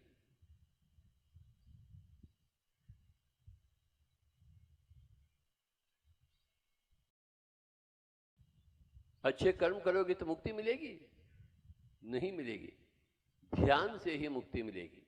हम शरीर से बाहर आते हैं, अपने आप को शरीर से अलग देखते हैं, स्वानुभव से हम मुक्ति पाते हैं। हम देखते हैं कि हम शरीर नहीं बल्कि आत्मा। जब तक मन को शून्य नहीं करेंगे, यह तो संभव ही नहीं। और मन शून्य होगा जब आप सांसों के साथ हैं। अरे बाबा, हिमालयों में योगी लोग क्या करते हैं? यही करते हैं, आंखें बंद कर बैठ जाते हैं। जो हिमालय उन पहाड़ियों में जो कर रहे हैं, हमें यहाँ इस मैदान में करनी है, इस नदी के तट पर, अपने घर में होते हुए, घरेलू संसार को निभाते हुए, पति पत्नी होते हुए, बच्चे माता पिता होते हुए, हमें ध्यान की अभ्यास चाहिए। 2 रोटी कमावें और 2 घंटे ध्यान में बैठे, 3 रोटी खावें, 3 घंटे ध्यान में बैठे। अगर हम 5 रोटी खाते हैं तो 5 घंटे ध्यान में बैठे।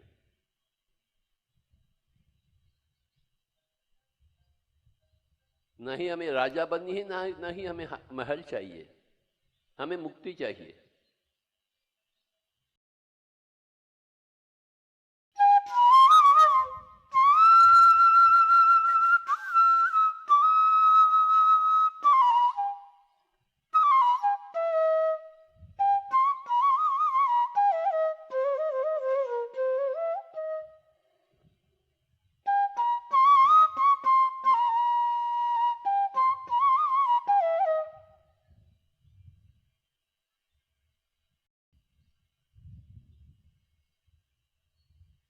हाँ, संगीत चाहिए बैकग्राउंड में, फोरग्राउंड में मेडिटेशन होनी चाहिए।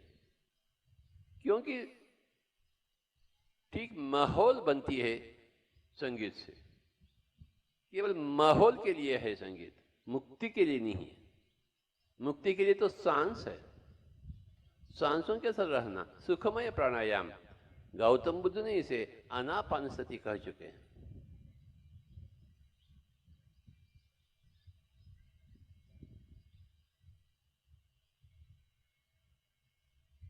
आत्मज्ञान से ही मुक्ति मिलती है, संगीत से सुकून मिलती है।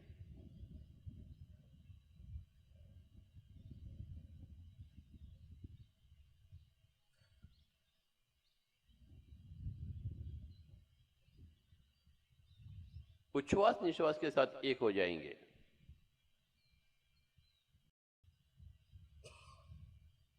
बार बार ध्यान करें, 1000 बार ध्यान करें।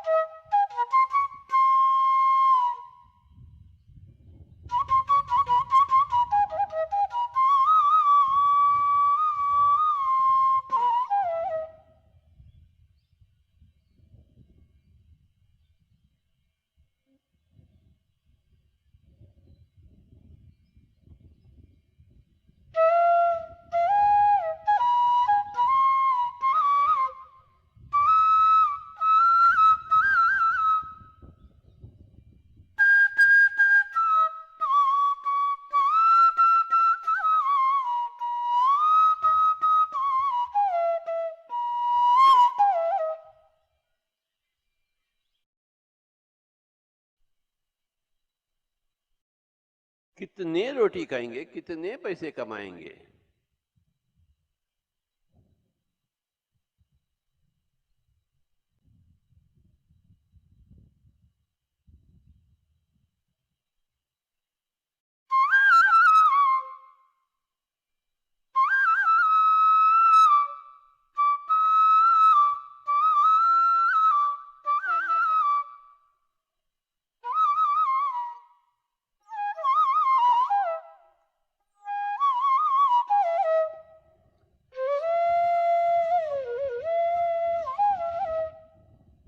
मन को शून्य करेंगे हम। भूल जाएंगे हम स्त्री हैं या पुरुष, हिंदू है या मुस्लिम, भारत के हैं या कोई अफगानिस्तान के हैं, कितने पैसे वाले हैं, भूल जाएंगे हम। ये सब तो हम तो छोड़ के ही जाने वाले हैं, ये तो निश्चित है। अरे बाबा, जो छोड़ के जाने वाले हैं तो उसके प्रति हमें क्या लगन होनी चाहिए। ध्यान के कृषिवल बनेंगे, अर्थात योगी बनेंगे। हे अर्जुन, आप योगी बनिए। तो क्या हम बन चुके हैं क्या? अगर नहीं बनेंगे तो नुकसान किसकी? भगवान श्री कृष्ण का नुकसान या अर्जुन का नुकसान?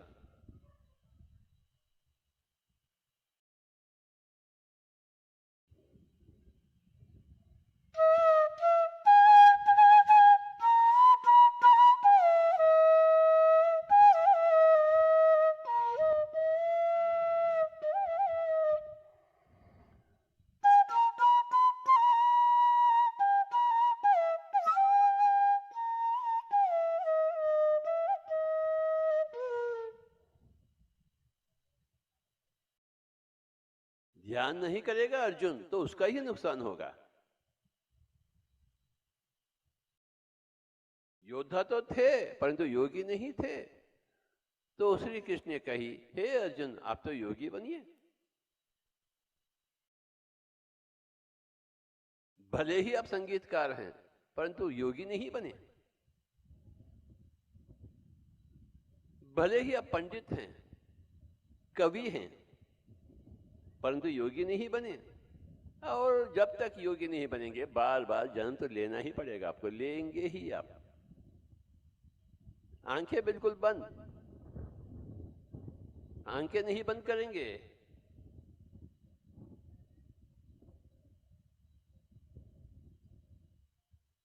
तो योग का नाम निशान तो है ही नहीं।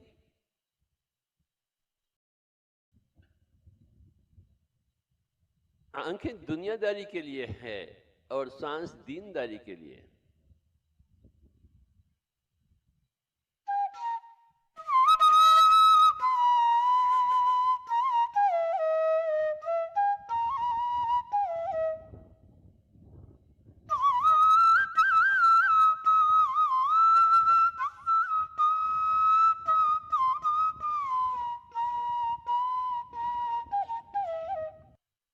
बैठे और बैठे और बैठे ही रहे और बैठे बाबा, आंखें कदापि न खोलें। गंगा जी में स्नान करें तो मुक्ति मिलेगी क्या? गंगा जी का पानी को सेवन करें तो मुक्ति मिलेगी? अरे गंगा जी के पास या अपने घर में बैठकर ध्यान में बैठे, सांसों के साथ एक होए तो ही मुक्ति मिलेगी। यानी अज्ञान अंधकार मिट जाएगी। अज्ञानता का नाम है मैं शरीर हूं समझते हैं।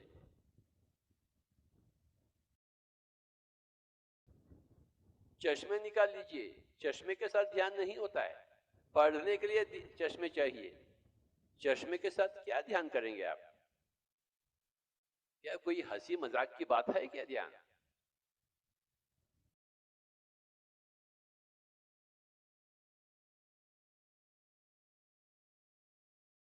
अगर हंसी मजाक की बात है तो यहां नहीं हो ना आप।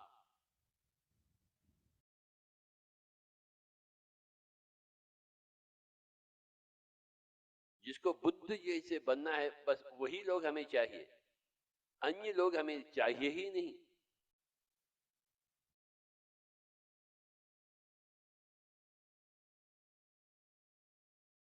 बुद्ध जैसे नहीं बनता है तो हम वार्तालाप क्या करते हैं उनसे?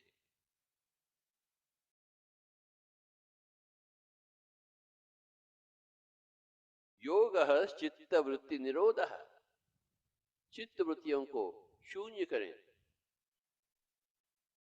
यही है योग का निर्वचन।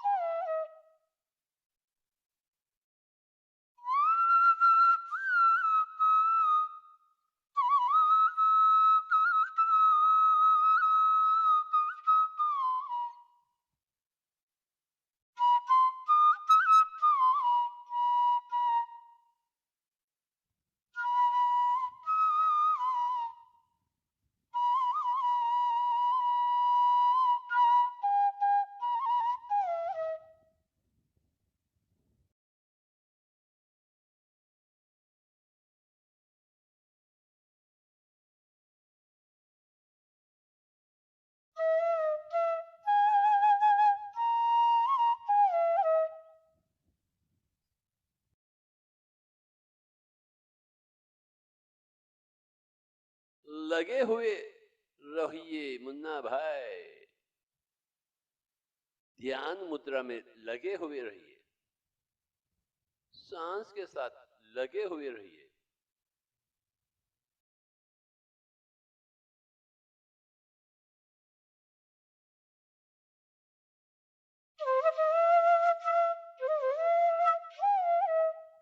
एक ही एक लक्ष्य, हमें भी बुद्ध जैसे बनना है। जो ओ स्वामी जी ने हासिल की हमें भी हासिल करने का है।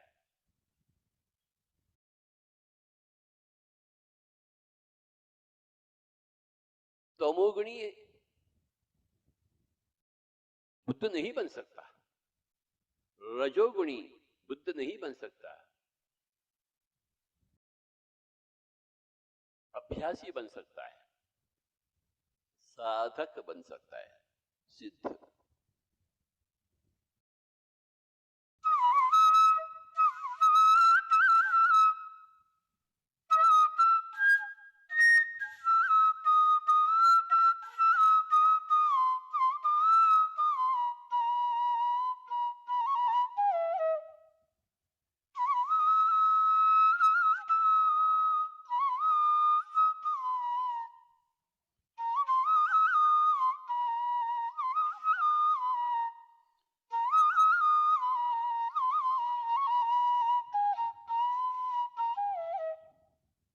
जैसा संगीत की साधना करते हैं, ध्यान की साधना चाहिए।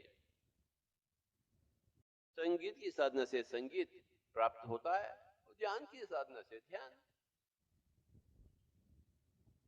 ना ही ध्यान की साधना से संगीत की प्राप्ति होती, ना ही संगीत की साधना से ध्यान की प्राप्ति होती है। आलू आलू है, बैंगन बैंगन है।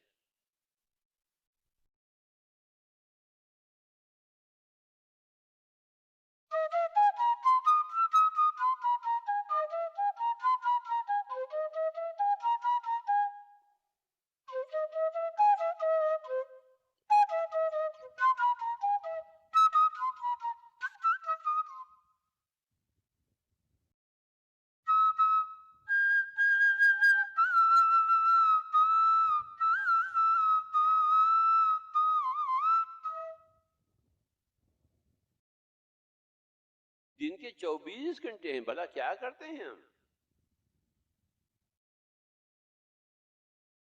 कृपया कोई भी आंखें न खोलें।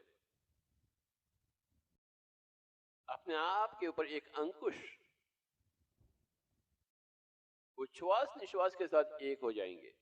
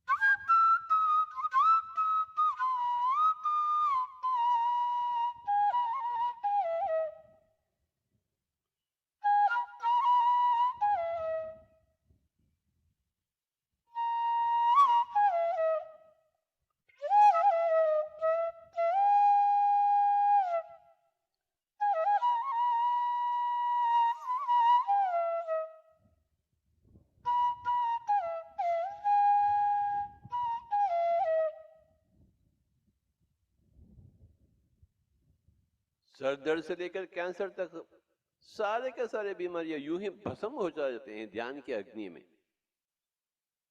No doctor, no medicine, no surgery, no hospital. अगर आप हॉस्पिटल्स और डॉक्टर्स के पास जा रहे हैं, इसका मतलब यह है कि आप अपने आप के ऊपर यकीन नहीं करते हैं कि आप आत्मा हैं, आप एक सर्वात्मा है कि और एक भगवान है। आप यकीन करते ही नहीं अपने आप के शक्ति के ऊपर।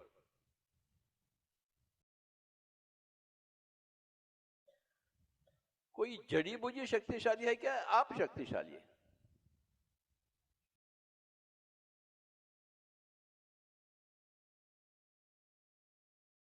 कोई लाल रंग की दवा शक्तिशाली है या आप शक्तिशाली है? कौन है शक्तिशाली? आप स्वयं भगवान हैं। तत्त्वमसि श्वेतके तो, परंतु आप अपने आप के ऊपर विश्वास तो करते ही नहीं, अपने आप को मानते ही नहीं। जानने का छोड़ो, अरे मानेंगे तो ना जानेंगे। आपको नहीं मानूंगा नहीं मैं तो आपके पास कैसे आऊं? अपने आप को मानते नहीं तो अपने आप के पास जाएंगे हम कैसे? क्यों नहीं मानते कि आप भगवान हैं? वेदों की भाषा तो यही है कि आप भगवान हैं, यही तो सच्चाई है, हकीकत। फिर आपके पास क्यों नहीं जाते हैं सर दर्द को मिटाने के लिए, कैंसर को मिटाने के लिए? अपने पास क्यों नहीं जाते हैं आप? कोई भी आंखें नहीं खोलेंगे। सांसों के साथ दोस्ती तथा सांसों के साथ मस्ती। यहां गंगा जी के तट पर हम ध्यान में बैठेंगे।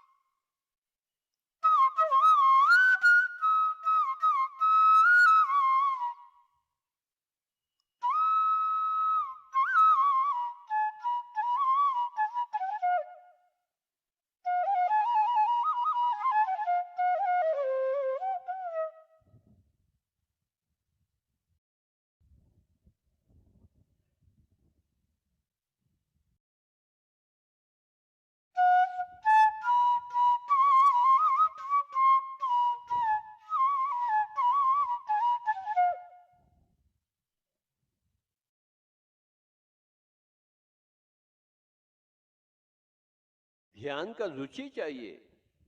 रुचि मिलता है तो सब कुछ आप भूल जाते हैं। और ध्यान की रुचि के लिए थोड़ा बहुत साधना तो अवश्य हमें करना ही पड़ता ना।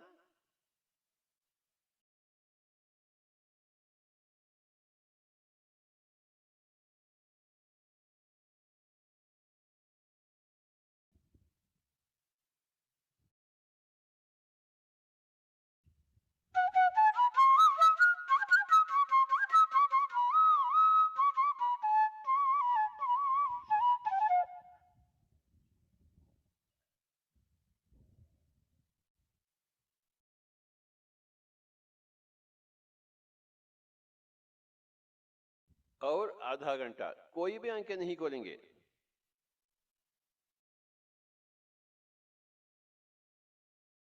उच्छ्वास निश्वास के हो जाएंगे, बस उतना ही बात है।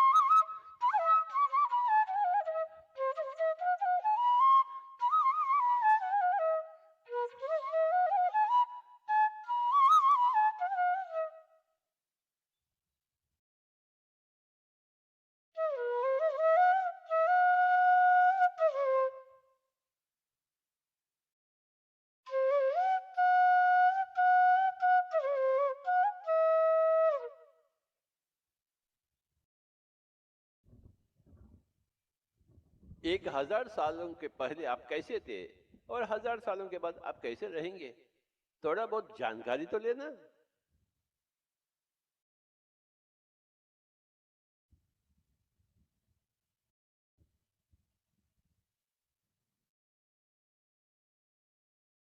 1000 साल के पहले यही माता पिता यही बच्चे आपके पास थे क्या?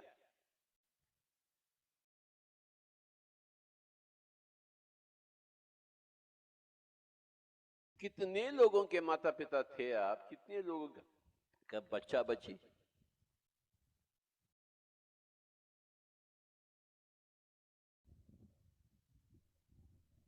संसार जहां ठीक है बिल्कुल ठीक है, परंतु निर्वाण जहां ठीक है तो बिल्कुल ठीक है। संसार के होते हुए निर्वाण की प्राप्ति, निर्वाण में होते हुए संसार की सागर।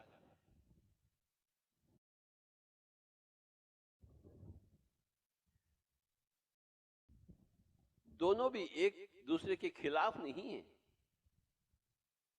प्रतिकूल नहीं है। जैसे दिन और रात एक दूसरे के खिलाफ नहीं है। रात होते ही दिन होगा, दिन होते ही रात होगा। तो संसार और निर्वाण रात और दिन के जैसे हैं, प्रतिकूल तो नहीं है। हमें रात भी चाहिए, दिन भी चाहिए।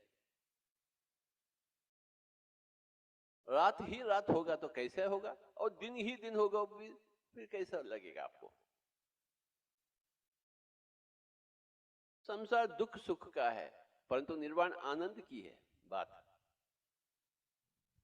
तृप्ति की बात है।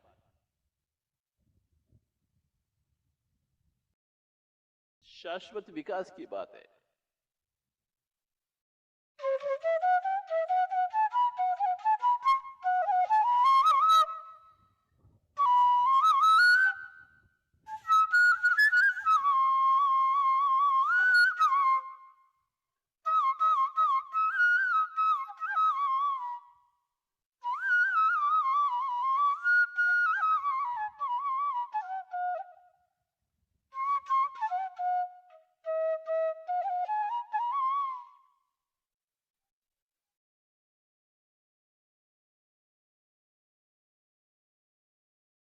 एक जन्म में राजा, दूसरे जन्म में भिखारी, एक जन्म में स्त्री, एक जन्म में पुरुष।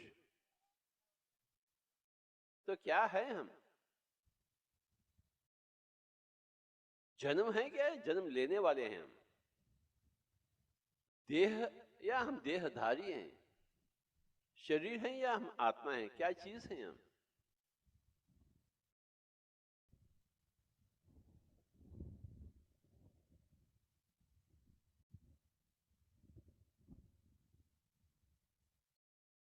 कोई भी आंखें नहीं खोलेंगे बाबा। मैं तो बिल्कुल कट्टर इंसान हूं।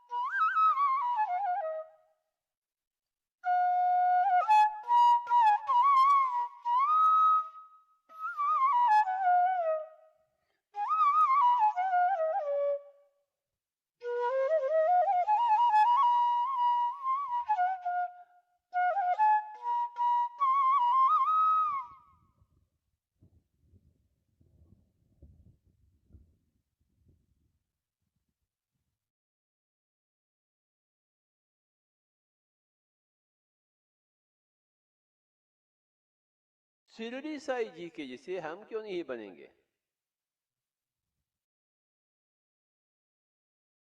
शिरडी जाकर उस समाधि के पर माथा ठोकेंगे, परंतु हम उनके जैसे बनने का तो सोच भी नहीं है अपने पास। स्वामी जी आप आशीर्वाद दीजिए, मेरे बच्चे ठीक हो, मेरे घर में शांति हो, आप आशीर्वाद दीजिए। अरे वाह,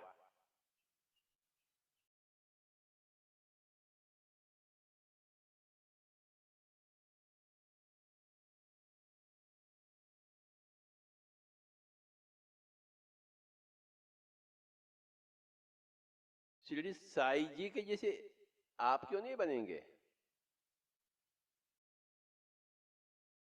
ऐसा स्वप्न क्यों नहीं देखते आप? बार बार जन्म लेने का स्वप्न क्यों देखते हैं?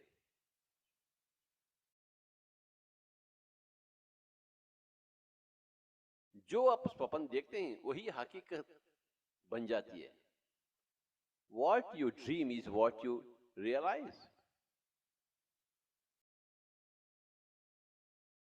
What you dream is what you turn into material reality.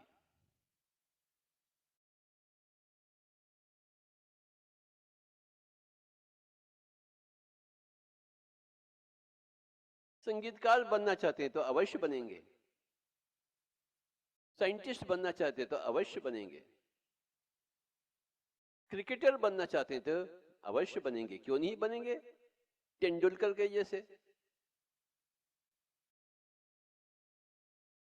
Ravan के जैसे बनना है, हिटलर के जैसे, तो अवश्य बनेंगे. आप क्यों नहीं बनेंगे? आतंकवादी बनना चाहते हैं, बन गए ना अनगिनत लोग. योगी बनना चाहते हैं तो अनगिनत लोग योगी बन चुके हैं.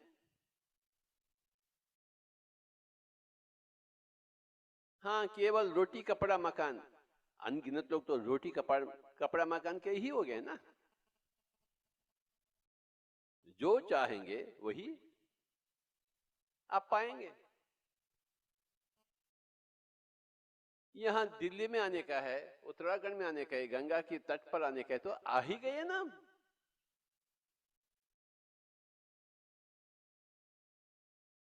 अगर हैदराबाद में होते हुए चाहते नहीं हम कि हम ऋषिकेश जाएं, तो आप हैदराबाद में ही रहेंगे ना. अगर आप चाहते हैं मैं भी गौतम बुद्ध के जैसे बनूं, तो बनकर ही रहेंगे ना. जैसा चाहत वैसे ही पावत, जब चाहत तब पावत, जितना चाहत उतना पावत, नहीं चाहत नहीं पावत. ये आपके ऊपर निर्भर है. दूसरा कोई भगवान आपके ऊपर सवार नहीं कर रहा है. आपकी जिंदगी आपकी राय.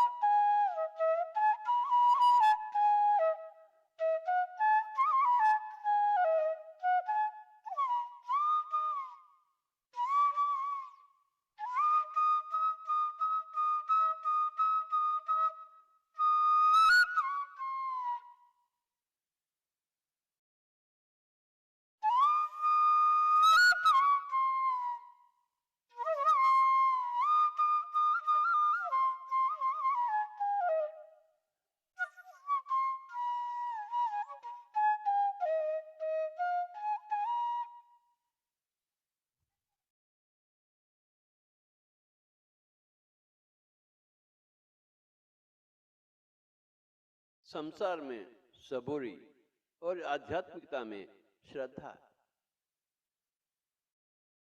सबूरी बिना संसार नहीं चलती है, श्रद्धा बिना हम आध्यात्मिक योगी शास्त्रवेत्त नहीं बनते हैं।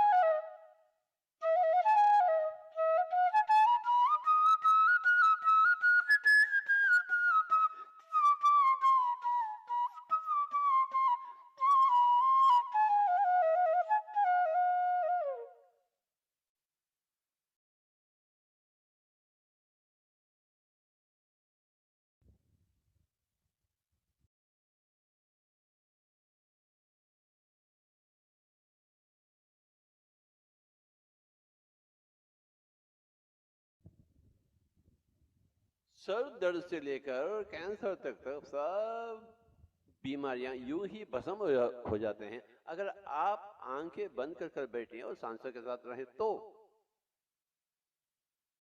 नहीं तो भुगतना ही पड़ेगा हमें।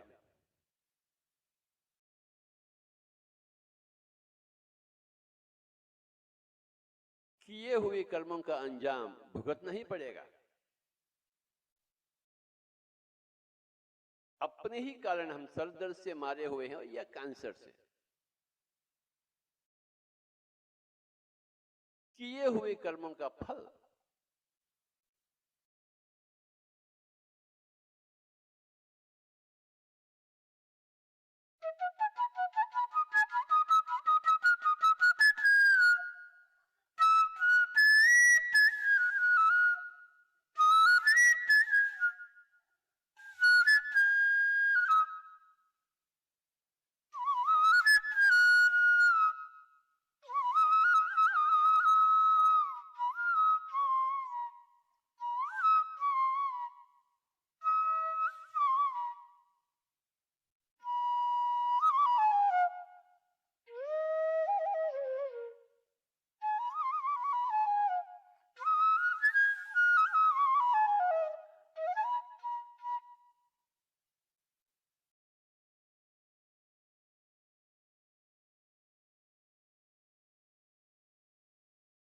केवल 30 मिनट और, ज्यादा नहीं।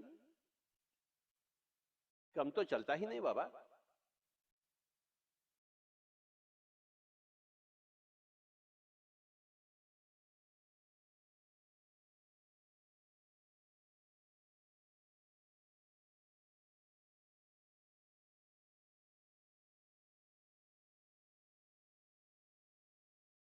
शरीर में आना फिर शरीर छोड़ के जाना, ये कोई टूरिज्म डिपार्टमेंट नहीं है। ये तो मेडिटेशन डिपार्टमेंट के लिए हम आए हैं। सारे सबक सीखने के लिए आए हैं, अनुभव करने के लिए आए हैं। ये टूरिज्म डिपार्टमेंट नहीं है कि हम आए हैं मुस्कुराते हुए और मुस्कुराते हुए चले गए हैं। अरे बाबा, क्यों आए हैं?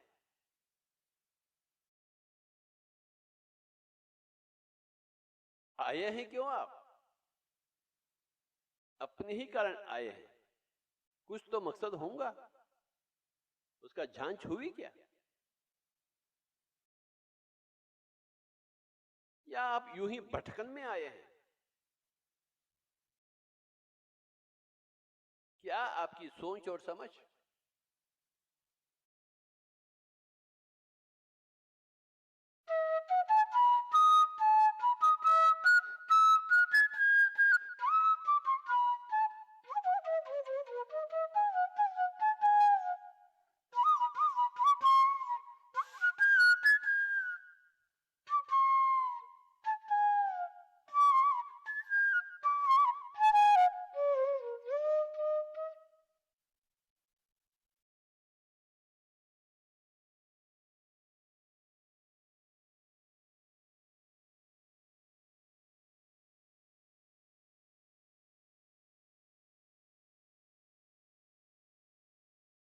आंखें बिल्कुल बंद बाबा।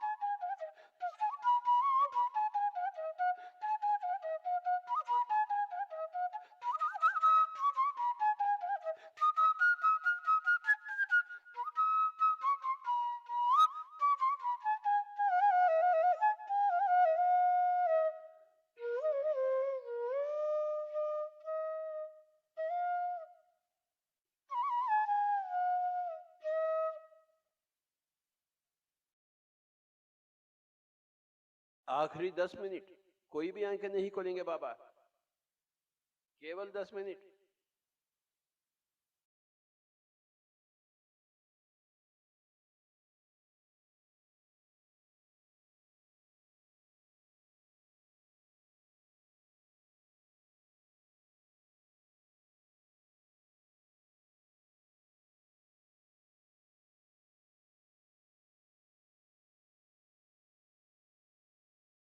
अगर आपको निरोगी बनना है तो योगी बनिए।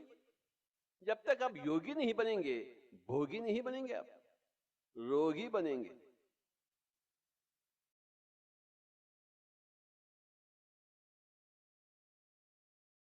रोगी बनते हुए, रोते हुए, सबको रुलाते हुए, ये कोई जिंदगी है क्या?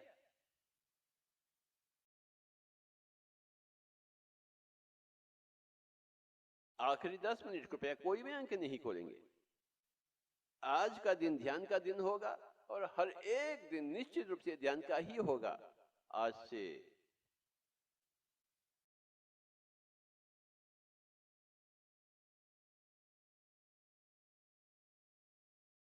कितने जन्म और आप बात छुपाएंगे? पकड़ेंगे नहीं क्या बात को?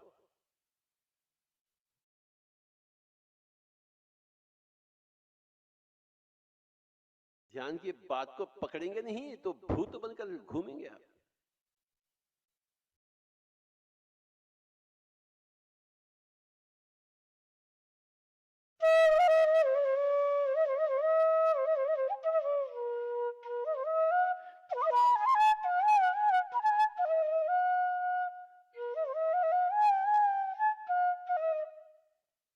ना ही कोई सोच, ना ही कोई विचार। आखिरी 10 मिनट।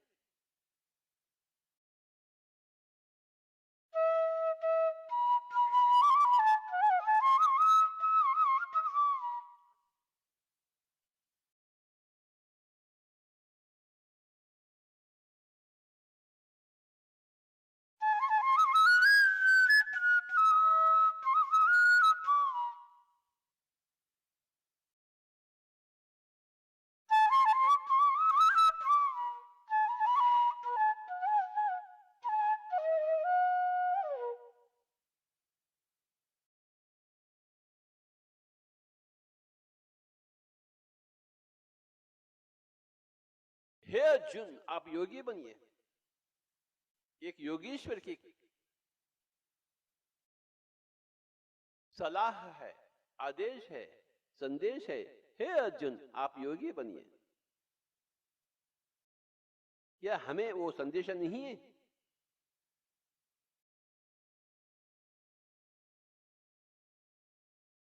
केवल अर्जुन के लिए है था क्या वो?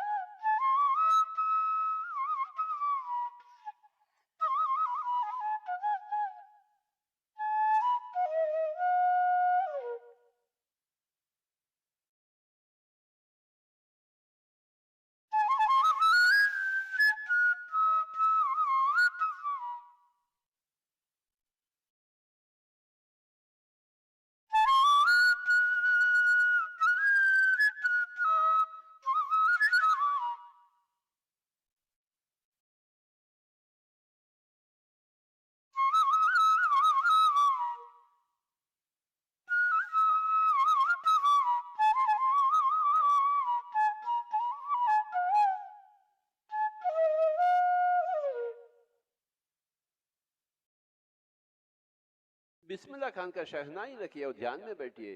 पंडित रविशंकर जी के संगीत रखिए, सितार रखिए और ध्यान में बैठिए।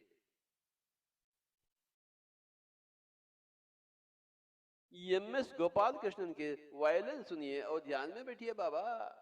6 घंटे 10 घंटे ध्यान में बैठिए, रात भर ध्यान में बैठिए, बुद्धा के जैसे ध्यान में बैठिए ना। घर ना छोड़ते हुए, संसार ना छोड़ते हुए बुद्ध के जैसे बने। यही है सही जिंदगी।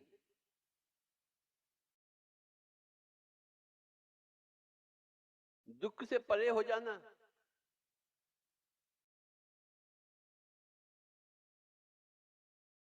आनंद के पंजे में आ जाना,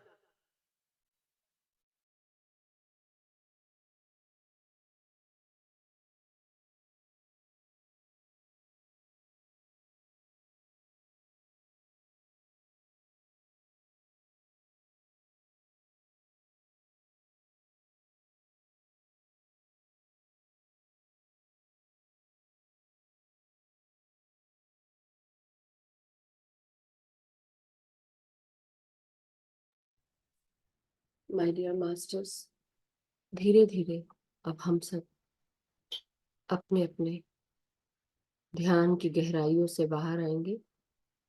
पितामह ब्रह्म ऋषि पत्री जी को कोटि कोटि प्रणाम करें, धन्यवाद दें, ग्रैटिट्यूड दें। धीरे धीरे अपने शारीरिक चेतनाओं में वापस आते हुए अपने शरीर को महसूस करेंगे। परम गुरु मंडली की सभी मास्टर्स को, ज्ञानियों को, ध्यानियों को, सभी को नमन, प्रणाम, धन्यवाद दें। मदर अर्थ को दें, यूनिवर्सल एनर्जीज को, कॉस्मिक एनर्जीज को, लाइफ फोर्स एनर्जीज को, हमारी प्राण वायु को, हमारे ब्रह्मांडीय शक्तियों को, परम गुरु मंडलियों को, सभी का धन्यवाद करते हुए धीरे धीरे अपने शरीर को सीधा करेंगे। धीरे धीरे ध्यान से बाहर आने की प्रक्रिया में संलग्न होंगे। अपने हाथ और पांव को महसूस करें, हिलाएं। धीरे धीरे शारीरिक चेतना में आए। हाथों को अनक्लास्प करें, रीढ़ की हड्डी को सीधा करें। लंबी गहरी सांस लेते हुए धीरे धीरे अपने हथेलियों को 5 सेकंड के लिए आंखों पर लगाएंगे। और जब भी आप रेडी हो, आंखों पे हथेलियों को रखते हुए 5, 4, 3, 2, 1, 0 और धीरे धीरे ध्यान से बाहर आएंगे। अपनी हथेलियों को अलग करें, धीरे से आंखों को खोलें। एक प्यारी सी मुस्कान के साथ ध्यान से बाहर आते हुए अपने शरीर को हग करें। लंबी गहरी सांस लें। परम आनंद को महसूस करते हुए, धन्यवाद देते हुए बाहर आ जाए। Thank you so much masters, thank you. पत्री सर का बहुत बहुत धन्यवाद। आज के गाइडेंस का बहुत बहुत धन्यवाद। आज के स्वाध्याय का आरती जी के द्वारा उनका धन्यवाद। सभी ध्यानी मित्रों का धन्यवाद। Thank you so much. Thank you everyone. किसी का अगर कोई भी प्रश्न या कोई शेयरिंग है, तो अगर कोई कुछ कहना चाहता है तो आप हैंड रेज कर सकते हैं जल्दी से, और अन्यथा हम सेशन एंड कर सकते हैं मास्टर्स। Thank you. सो आज आप सब ने पत्री सर का गाइडेंस सुना। तरह तरह के वीडियोस है पत्री सर के, और आप समझ रहे हैं कि ऐसा नहीं है कि केवल म्यूजिक से ही आप ध्यान कर सकते हैं। बिना म्यूजिक के भी ध्यान किया जा सकता है। और कई बार गाइडेंस करने के लिए, देने के लिए पत्री सर ने भी कई बार गाइड किया है। तो ऐसा नहीं है कि गाइडेंस नहीं जरूरी है। So thank you so much everyone. किसी का कोई भी अगर एक्सपीरियंस शेयरिंग है, if you want to please raise your hand.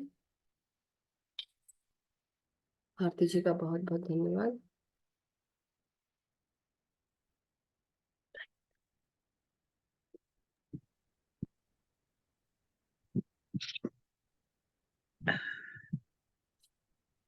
Thank you very much Madhu ji. Thank you so much. ध्यान पत्री जी का बहुत ही सुंदर था, और वाकई में मैं बोल नहीं पाई, लेकिन सुन के ही सब चीजें ठीक हो गई ऐसा लग रहा है। ध्यान करते करते ही उन्होंने अपना प्रभाव डाल दिया। एक सही बात है। कितना सुकून मिल रहा था उनकी आवाज सुन के, नहीं लग रहा था ऐसा? अच्छा लगा। अलका जी का हैंड रेज है, let's take Alka ji. Yes Alka ji, नमस्कार। आत्मवंदन मैम, आत्मवंदन सभी को, आत्मवंदन आरती मैम को। बहुत सुंदर ध्यान और ज्ञान था, बहुत ही अच्छा लगा। बस मेरी एक छोटी सी शेयरिंग है। मुझे ऐसा लगा कि जैसे आकाश से, जैसे रात है और आकाश से वाइट वाइट कलर के स्नो आ रही है या कुछ गिर रहा है, काफी सारा, हम्म। ऐसा लगा मुझे। बस ऐसा सीन आया एक, वाओ, ग्रेट। और साथ में एक ताश का पत्ता दिखा, उसका नंबर नहीं दिखा, बट ऐसे लगा पेड़ था शायद, ऐसे लगा। Thank you thank you so much. Thank you Alka ji, thank you बहुत बहुत सुंदर ध्यान, आप सभी का बहुत बहुत धन्यवाद। थैंक यू पत्री सर का धन्यवाद। आज तो पत्री सर के हाँ जी, द्वारा हमने ध्यान सुना, हाँ और जी। कितना सुंदर सुंदर गाइडेंस देते हैं। देखिए, कई बार हम म्यूजिक हम्म, सुनते हैं, म्यूजिक, वही मैं कह रही थी, जरूरी नहीं है कि म्यूजिक होना ही जरूरी है। कई बार खाली भी आप जब रहते हैं अकेले बैठ के भी मन लग जाए, बस जहाँ धुनी रम जाए, जैसे बोलते हैं ना, वैसा। हाँ जी, बहुत बहुत हाँ जी। शुक्रिया सभी का, सभी जुड़कर ये, ध्यान कर रहे थे। हाँ थैंक जी, धन्यवाद। You, thank you. So masters, I believe अभी किसी और का कोई प्रश्न या कोई शेयरिंग नहीं है। सो हम आज का सेशन समाप्त करते हैं। नवीन जी का बहुत बहुत शुक्रिया हेल्प करने के लिए, बने रहने के लिए। Thank you Naveen ji. Thank you. And Aarti ji का बहुत बहुत शुक्रिया आज का स्वाध्याय करने के लिए। आज उनकी तबीयत ठीक भी नहीं थी, फिर भी वो उन्होंने किया, उसका बहुत बहुत शुक्रिया। सो अब और ज्यादा देर नहीं रुकाएंगे मास्टर्स, आज का सेशन यहीं समाप्त करते हैं। कल मिलेंगे नए ध्यान ज्ञान के साथ। उसके बाद दूसरे दिन, कल के बाद संजय जी का स्वाध्याय है, तो हम संजय जी से बात करेंगे। फिर मेरा स्वाध्याय लास्ट, एंड देन तभी थिंकिंग एंड डेस्टिनी किताब का समापन होगा। सो मास्टर्स, हम सब का मंगल हो, हम सब सुखी रहे, स्वस्थ रहे, समृद्ध रहे। हमारे भीतर से सारे डर, सारी एंजाइटी, सारा गुस्सा निकल कर ट्रांसमिट हो जाए गोल्डन एनर्जीज में। किसी के शरीर में कोई भी अगर डिजीज, कोई भी नेगेटिव एनर्जी है, लोअर वाइब्रेशन एनर्जीज है, उनको ट्रांसम्यूट करें। सब कुछ निकल कर बाहर सांसों के द्वारा ट्रांसमिट करते रहे गोल्डन एनर्जी से। सो मास्टर्स, सभी को मेरा कोटि कोटि प्रणाम। सबका बहुत बहुत धन्यवाद। आरती जी का धन्यवाद। आज का सेशन हम समाप्त करते हैं, कल मिलते हैं। तब तक के लिए आप सब अपना ध्यान इंडिविजुअली और ग्रुप में करते रहें, सबको ध्यान सिखाते रहें, सबको जागृत करते रहें, और अपने आप को चेंज करते रहें। Thank you so much masters, thank you. Thank you Aarti ji, धन्यवाद। Thank you.